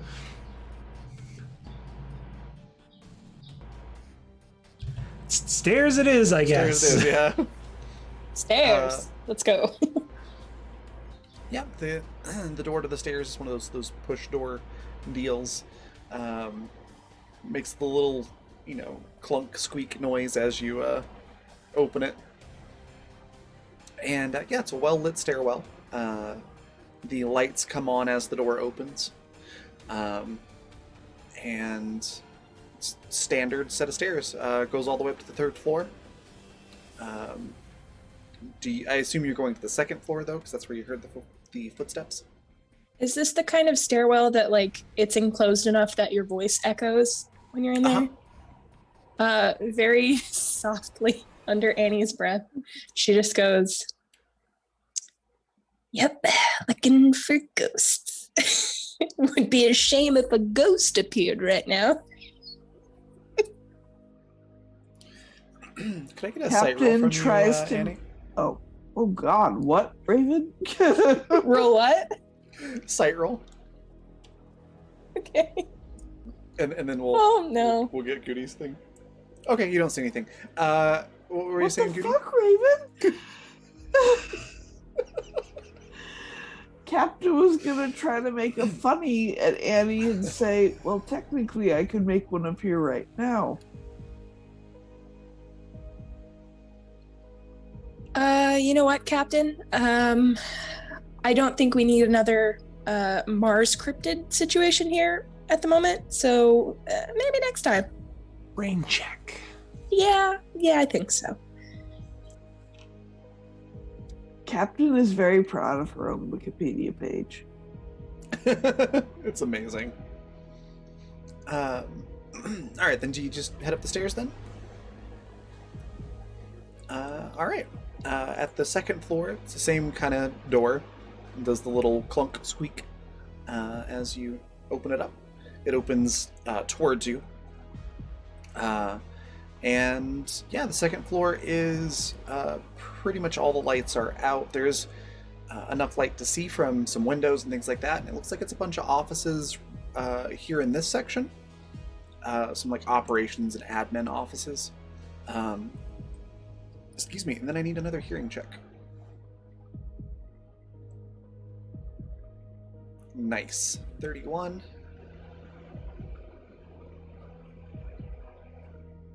For Sparky.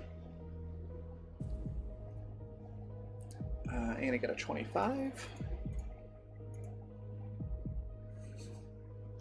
Captain didn't hear anything this time.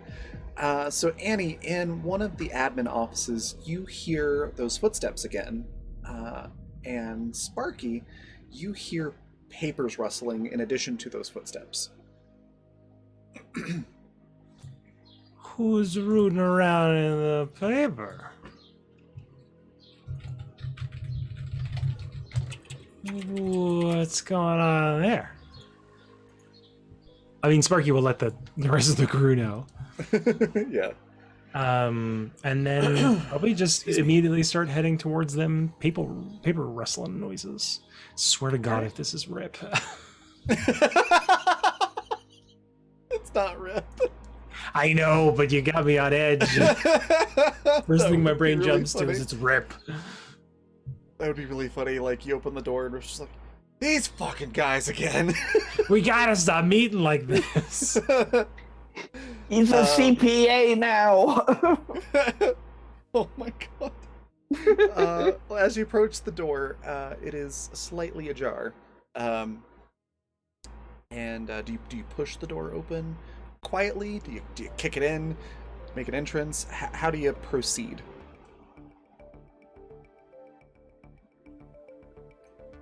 Is there enough space in the door to just peek in first? Yeah, you can try doing that. Yeah, let's do a sight that. roll. Let's do it at a disadvantage since you're trying to peek through a little crack. Because my rolls so far have been so great. Sight, you said? Yeah. You had to peek through the little crack in Okay. the doorway. Oh, it's a critical fail anyway. Doesn't really matter. Is that a tumble through the door moment? I think I've so. been rolling shit consistently for this entire session. I hate roll 20. Me and my homies hate roll 20. Yeah, as there is a silver lining here. You do see something before you trip and stumble through the door. You do see a paper seem to move across the desk on its own, and then you fall through the door. With a little bit of As a she crash. as she falls through the door, she goes, "Holy fuck! It is a ghost!" This is the worst Scooby-Doo episode ever. Or I think the that's- best one. As that happens, What if that's what makes her trip? Like she gets so startled by a moving page, she's like, "What the fuck?" Yeah, you like try to lean with your other arm and accidentally lean on the open door and just fall through. But as you do that, there is the sound of footsteps rushing towards all of you, and anybody that's in the doorway feels a sort of a whoosh of wind. Can Sparky, feeling this, try to leap at whatever is making said noise? You can certainly try. That's a Okay. nimbleness roll. Specifically, Sparky is leaping at because we can see the papers, I assume, or are the papers moving with like the noise? They're moving with the noise in the way that, like, if someone were to run away from a stack of loosely stacked papers, they might flutter a little bit. Okay, but there's no papers like moving through the air, right? No, nothing. Okay. Then yeah, Sparky's just gonna jump with a 32. It's not that bad. You leap at where you think this is, and your hand does feel like it encounters some slight resistance before it just moves through whatever it is you're feeling, and sort of slaps the ground. And you hear footsteps running away from you. Can Captain use some form of infrared eyes? Can she turn on her eye glow? Yeah, absolutely. Go ahead and give me another sight roll with advantage with that. 21. That was my android. That was English, I promise. I totally understood. And then one more roll. 27. Oh, with the android thing? Yeah. And then roll a second time as well, because you have advantage on this. So Oh, right, I do.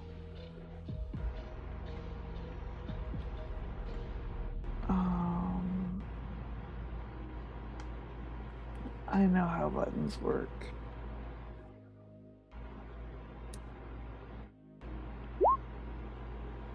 Okay. No! So 27 then.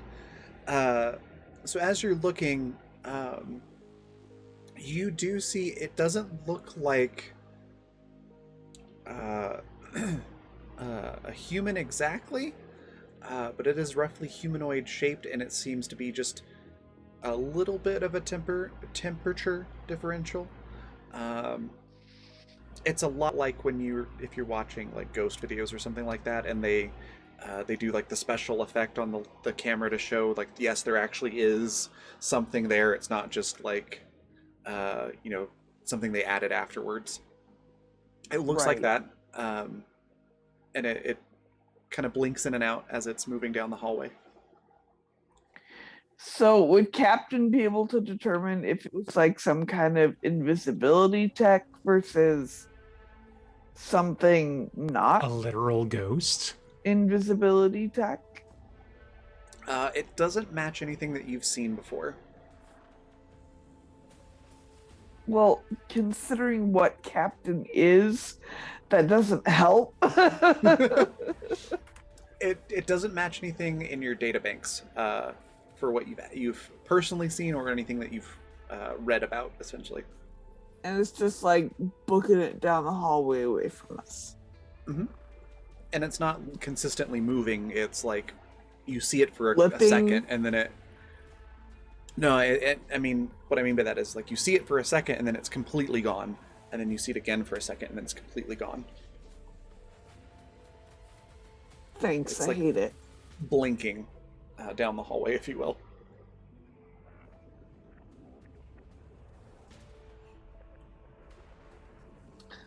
Cool. Good talk.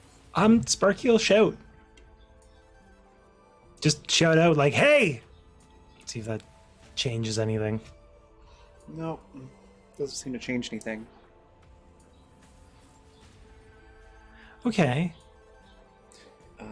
In a panic, Sparky is going to message the ship, someone on the ship specifically, and ask either like Daisy or maybe Liam, because he knows the ship controls a bit. Well, I mean, not the new ones, but he knows ship controls in general. To just do as much of a scan as they can around this location to see if there's like a ship or a car that leaves soon. Sure. Just keep an eye on it, kind of thing. Yeah, they're able to do that. They get back to you pretty quickly. There's no other vehicle around the facility. And they'll keep monitoring for it, though. Okay. This place is haunted. Let's buy it.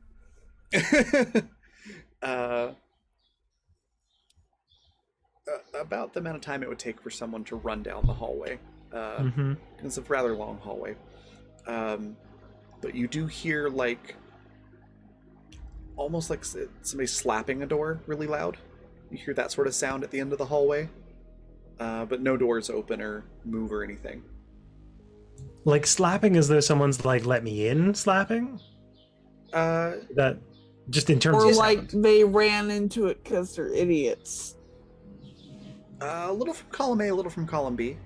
Cool. It just sounds like somebody smacked into a door, either like running into one, or they like slapped their hand on it really hard. I think Sparky will start giving chase. Like, why not? Okay. We don't really have much else to do, and we can put it under the guise of there's literally a fucking ghost in your building. Captain's going to shout out, "Are you hurt?" Oh, at the thing, not at Sparky. I was like, what the? Yeah. Okay. Because if it sounds like somebody hit a door, then like... Yeah, there's no response. Like nobody calls out or anything like that. Can she see far enough to see if there's like anyone glitching on the ground or something? Like, Yeah, you can look down there and you don't see that blinking figure anymore. Doesn't look like there's somebody on the ground or anything like that. You might see like almost like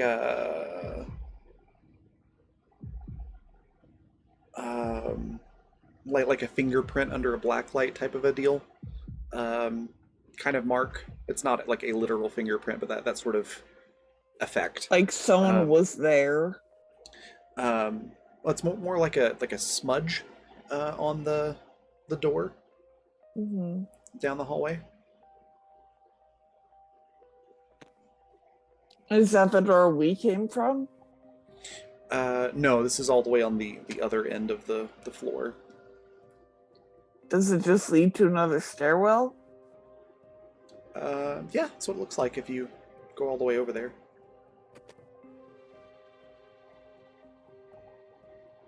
It's one of those doors that has like a little window on it as well. If you look through that window, the lights are on in the stairwell. And I would assume none of us would have noticed if they were on beforehand. Probably not, but the door or the stairwell that you used to get up here, the lights were off until you opened the door, and then they came on. Right. So they do seem to be motion activated. Is there? This is going to be a weird question. Is there a fire alarm nearby? Yeah, there probably is.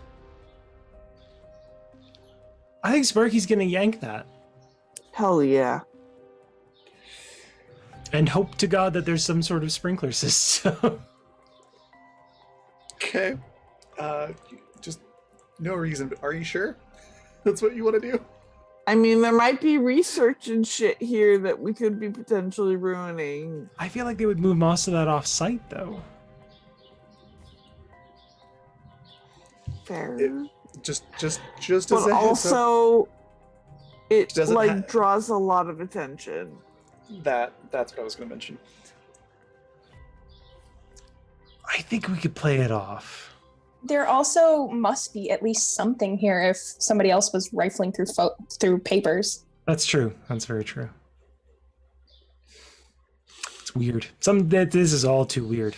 So, with Sparky giving chase, how close are they? If there is any roll you'd like me to make on that. Because I was saying that Sparky was giving chase. Do you burst through the door running after that? Yeah. The sound? Okay. Yeah.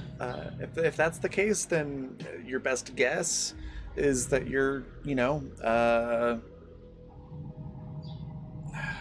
maybe just like based on sound, am I still following them? Is really the biggest. Yeah, like a few meters away from the footsteps sound. You can use feet. We use feet up here. I don't know why. I don't know why that came out so douchey. I'm sorry. That's just it's okay. Well, no, it is the correct way of measuring it. Yes, it is, but also I don't know why, but my mind just went straight to, well, I know why. The Animus universe runs on meters because that is metric is better. It is way better, but we still end up using Imperial in Canada, so Anyways, I don't know my height in meters, but okay, cool. A few meters or yards, if you prefer. Oh, away God, from you. no! Listen, I said feet, not your cockamamie measurements. So yeah, Sparky's gonna keep. Ooh, actually, hang on. Let me check if I have anything weird in my inventory that might come in handy for this. That's what I'll do. Because they didn't check us when we came in. Nope. I still have my trank gun from like 2 seasons ago. Oh yeah. Okay. So I think Sparky's gonna try and let loose with a few of those. If this person is ahead of them. Give me a ranged attack roll. Okie doke. This is gonna be. I feel like the fire alarm was probably a better idea. I would love this place is actually haunted. Right. We're just shooting at nothing. We're just shooting at nothing. Okay, I have a bonus to hit for ranged, but I don't know from what. And I don't know if that applies to this train gun. Let me look at your character. Because I have ballistics training, but I don't like the bonus to hit is just there for ranged. So I don't know if I put that in or not. For the holdout pistol. Oh, and the train gun. That might have just been put in incorrectly, or that might have been from when we had to put something there. But it that might have been ranged, what it was. With the range training type on this character sheet, it should pull in your transition mess exactly like an Orlux. So yeah, I would just take the bonus to hit off, and it should give you the right roll. Okay. Boop, boop. Okay, let's see if that does a thing. Could I use my advantage perchance? You can, yes.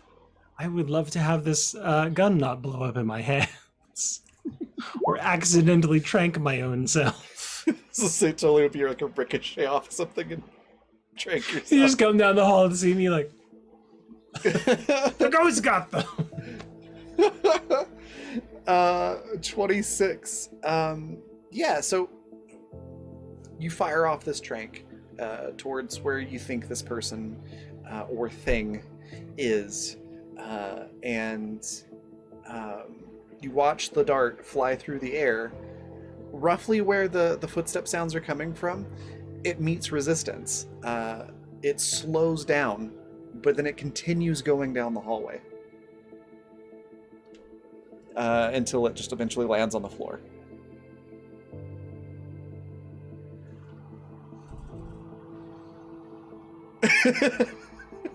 You're muted, but I still heard that in my head. Ma'am? Wait, what if they were working on some gelatinous stuff and it got out of hand, and that's what we're dealing with? It's gelatinous. That's what I'm feeling. Yeah. Oh my god. Kind of feels horrible. like I don't remember the name of the movie, but it's like the Invisible Man or whatever. Beware of the blob, it creeps. Does And that one- Flipper. Like there's Yeah. gelatinous there's a rube? lot of stuff. Or just whatever like reason- a full-on gelatinous cube from D&D, just like All I heard when you said gelatinous rube was gelatinous rhubarb, and I was like, what the fuck? that sounds Jello, delicious. but it's I was gonna Jello, say, but it's although- rhubarb. Like, Rhubarb Jello. That sounds really good. Yeah, like that would Who be did? probably pretty tasty. Like I'm not big on Jello, but rhubarb, like strawberry Jello with some like sliced up rhubarb ooh in there. yeah, ooh yeah. I know what I'm making later. all right, so cooking stream. Okay, yeah. So Sparky will message back to Annie and Captain to say like, there's definitely something here. I shot at it and it didn't not do anything. I don't know if it's a Was- ghost though. Also, Can we? just No, real, go ahead. real quick. While you're talking, there's that loud door slap sound on one of the office doors down the hallway. While you're talking, Can this thing not open doors? It's going through them. It's literally just going through them. But it didn't go through the hallway one. That one was open. I don't think it can open doors. I don't think it can either, but I think it is like phasing through the doors. That's Or my running trying theory. to. Yeah, But So then why Sparky will wouldn't book it have after that, gone then. Good. through the stairwell? Maybe it doesn't know that it can. I don't know. It's all new. I don't think it can go through doors at all. Like I think it's going up to them and being like, "Oh fuck," and then like, Well, if I just really like the idea of you hearing that, like, oh fuck, this is a really funny visual. just down the hallway with nobody in it. You know what I want to see? I want to see a movie where it's just following someone who has been turned invisible, like a short, and there's literally no one in frame for the whole movie. And you just hear like these just like hitting doors and like getting caught and stuff, and it's just exclamations like that. I'd watch it. Sounds amazing. Okay, Have so it Just see, framed like, like this- a paranormal activity movie Yeah. with like the handheld camera set up. It's just some you just hear asshole. this slap, the camera whips around, all you hear is this echo, you're like, ah, fuck. The camera goes into a bathroom, and then all that walks out is like this tiny trail of toilet paper that just moves up and Yeah. down.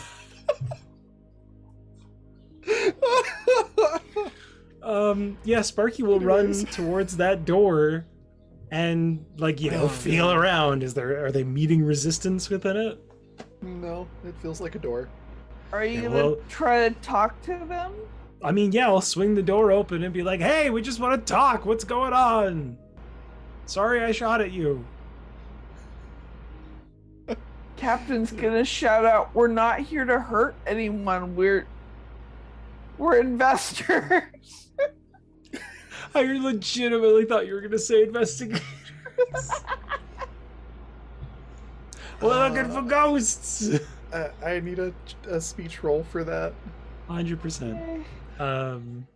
For who? Sorry, for... For Captain, sorry. Okay. 31. Okay. Very good. So we're going with investors, right? Not investigators. Yeah. Okay. When you say we're investors, there's like a, sure, why not? There's a red swing line stapler on the desk in this room, and it flies off the desk towards you. Whoa. Do I need to like roll dodge on that? No, it just bounced off of you. It doesn't hurt you. Alright, I'm an android. Yeah. I mean, you can dodge out of the way. Either way, it doesn't cause you any damage. Entity, I'm an android that did nothing. Sorry, I was just thinking it'd be really, really funny if suddenly you learn, oh, fuck. No, you don't hear anything.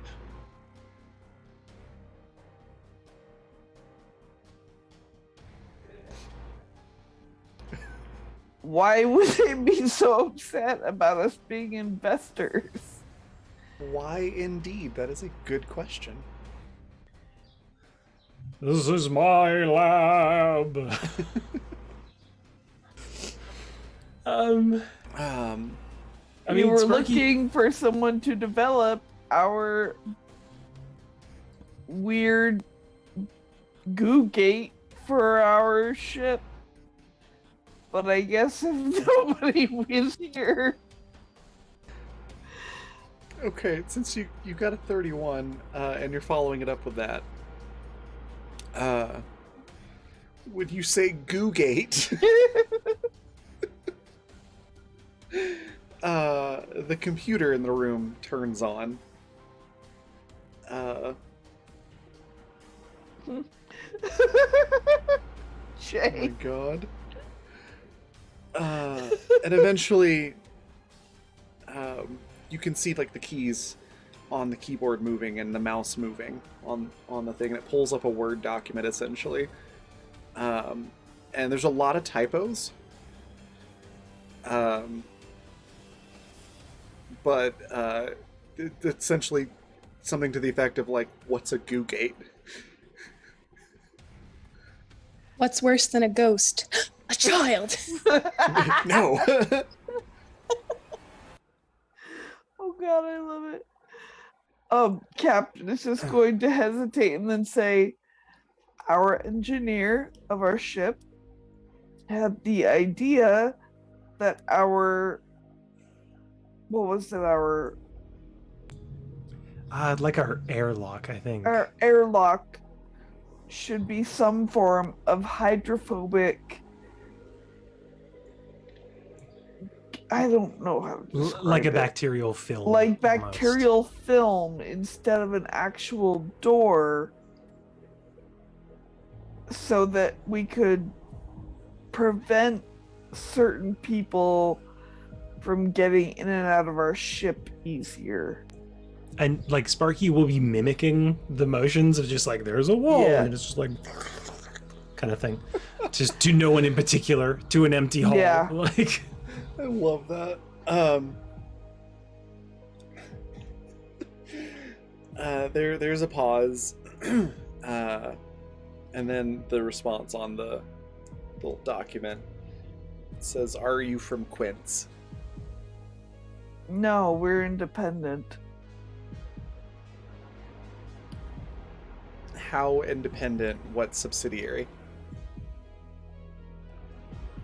We have no subsidiary. We are independent. We, in fact, have sabotaged many large corporations. The GPF is currently on the lookout for someone they think is us. There's a pause. would you then like it's to give just- them a gun as well? And then there's just ... Please help me. And that's where we'll end the session. Okay, it worked. I'm just saying that's a gamble. Hey, we're wanted criminals and the GPF is trying to hunt us down. Oh, cool. Good to know. Later, fuckers. Oh, that was great. Wow. We're gonna go on a raid here in just a minute, but before we do, I want to let everybody say what their favorite part was, or where you can find them, anything they'd like to share or plug, and then we'll hop into a raid. If you have an idea for a raid cry, something that we've said during the stream or anything like that, feel free to throw that into chat, and we'll start with Goody. What was your favorite part?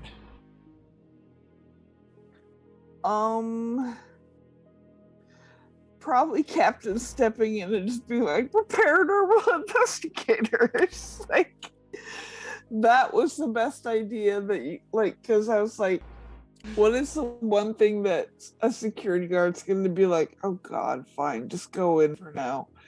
And like, I was like, a paranormal investigator, that'll do it. And I was right. Oh, that was great. But was yeah, really good. I'll be here next week. Don't really have anything going on beyond that. But yeah, Awesome. And then go follow Alex on Twitter at @CannedChaosArt. They had to run, but they're awesome. They do really cool art and stuff. And hopefully we'll have them back next week. V, what was your favorite part? Where can folks find you? Anything you want to share or plug? I think just the sheer amount of jokes. Just so funny this episode. And then, the critical failure of accidentally falling through this door, and just the whole moment of like, oh shit, it actually is a ghost. I love it though. I love it. No, Annie, it was in fact not a fucking ghost. Oh man. And then just the thought, all the talk and the thought of this thing just hitting doors and not being able to open. Fuck yeah. So yeah, that was incredibly amusing and really great. But as for me, you can find me on Wednesday for the next episode of Exodus. I say this every time, but hopefully the whole crew will be ready to play next week. I think everybody should be good to go, unless anything pops up last minute. So yeah, Wednesday. And I also have an art Twitter if you want to check out my work. It's @PepperoDraws. That's Pepper like the candy. And you can find all my stuff there. That's it for me. All right. Next, Jay. Same questions. Everything that's been said tonight has been on the top of my head, so I'm actually struggling to think of other things for it. But definitely, all of the things that have been said, fantastic. I'm also going to add in the fact that we all collectively forgot that we didn't falsify our IDs yet. And only remembered in the pivotal moment where they might actually be needed. It's great. I mean, it's par for the course for us. That's an Animus mood. I think my favorite part, I don't think it's a surprise to say this, was talking about spaceships. Thinking about the way, this is now a home rather than just like a ship. Because if we're honest, not a lot of us had a lot of emotional attachment aside from Annie, now that she's got her memories back. So having it's like when you move house and you come into this new space and you're like, oh my God, I could do so many things with it. Like there's just a joy to getting to design it kind of from the ground up and have that freedom. And see how long we'll last with this. So, but definitely my favorite bit was all the jokes being made in game and in Zoom, because we were just below it, like the stuff in between, talking about the potential challenges for the ship. Those, pat on the back for all. Where you can find me next will be on Tuesday. That'll be at 6 Mountain Time for Standing Stones, where I play Beckney, who is a goblin raised as a pangolin. I almost always say armadillo. I don't know why. Goblin raised as a pangolin who is currently exploring magic with their friends from town, and they're all on a teenage life-finding adventure with plenty of dead things involved. So it's a good time. It's pretty great. My favorite part. I enjoyed the whole thing. It was all a lot of fun. But probably the moment when Goody said paranormal investigators, and I just lost it. And then basically what I had planned for the next hour or so after that completely went out the window, and I'm like, oh no, we're gonna do this instead. Welcome. Thank you. So yeah, this whole new thing was just like popped into my head at the last minute. I'm like, okay, yeah, we're going down this track this time. I'm excited for you to figure out and find out what's really going on here next session. That's going to be a lot of fun. But no, the whole thing was really good. I also really enjoyed Sparky talking to Seth. Like, what's in the box? And Seth trying to get sassy and it just not working. It was fun. Where you can find me next will also be on Tuesday at 6 p.m. Mountain Time for Standing Stones. Excuse me. Yeah, and then other things to share or plug are our sponsors, which is Fundamental RPG. Where'd my book go? Looks like this. It's the system that we use for this game, as well as Standing Stones and Welcome to Madison and Blackfeather Paranormal Investigations as well. It can be used for a lot of different settings without having to hack it or anything like that. It's set up to tell whatever story that you want to tell, and you can pick up your physical copy on Amazon, or if you prefer the PDF version, you can pick that up for half off at coffee.com/Raven. So it's currently until the end of July, just under $10. So it's a pretty good deal. Go pick that up. Also at coffee.com/Raven, you can find Intrepid products, which is adventuring gear for real life, drinkware and accessories and apparel and things like that with a tabletop theme. Go check that out while you're there. Sure you'll find something that you will enjoy. Excuse me. Also, Die Hard Dice. They make really good metal and polymer dice. Some amazing stuff over there on their site at dieharddice.com. They recently sent me this Spellbinder Fey Queen set. It's one of their metal sets. It's super pretty. I used that for a couple of things this evening, and you can find your own set, or buy your own set rather, at dieharddice.com. Then if you use the code BlackFeatherJune, all one word, capital B, capital J, you can get 10% off of your whole order. And then if you want to catch up on this show or others on the channel, you can do so at the Fantasy Network at watch.fantasy.network. We're going to go on a raid. We're going to go raid Stella Luna, who's doing a big marathon stream. Our raid cry is, oh crap, it actually is a ghost. So throw that into chat. Give Stella a follow if you're not doing so already, because they're super awesome. And then I will see you all on Tuesday. Bye, everybody.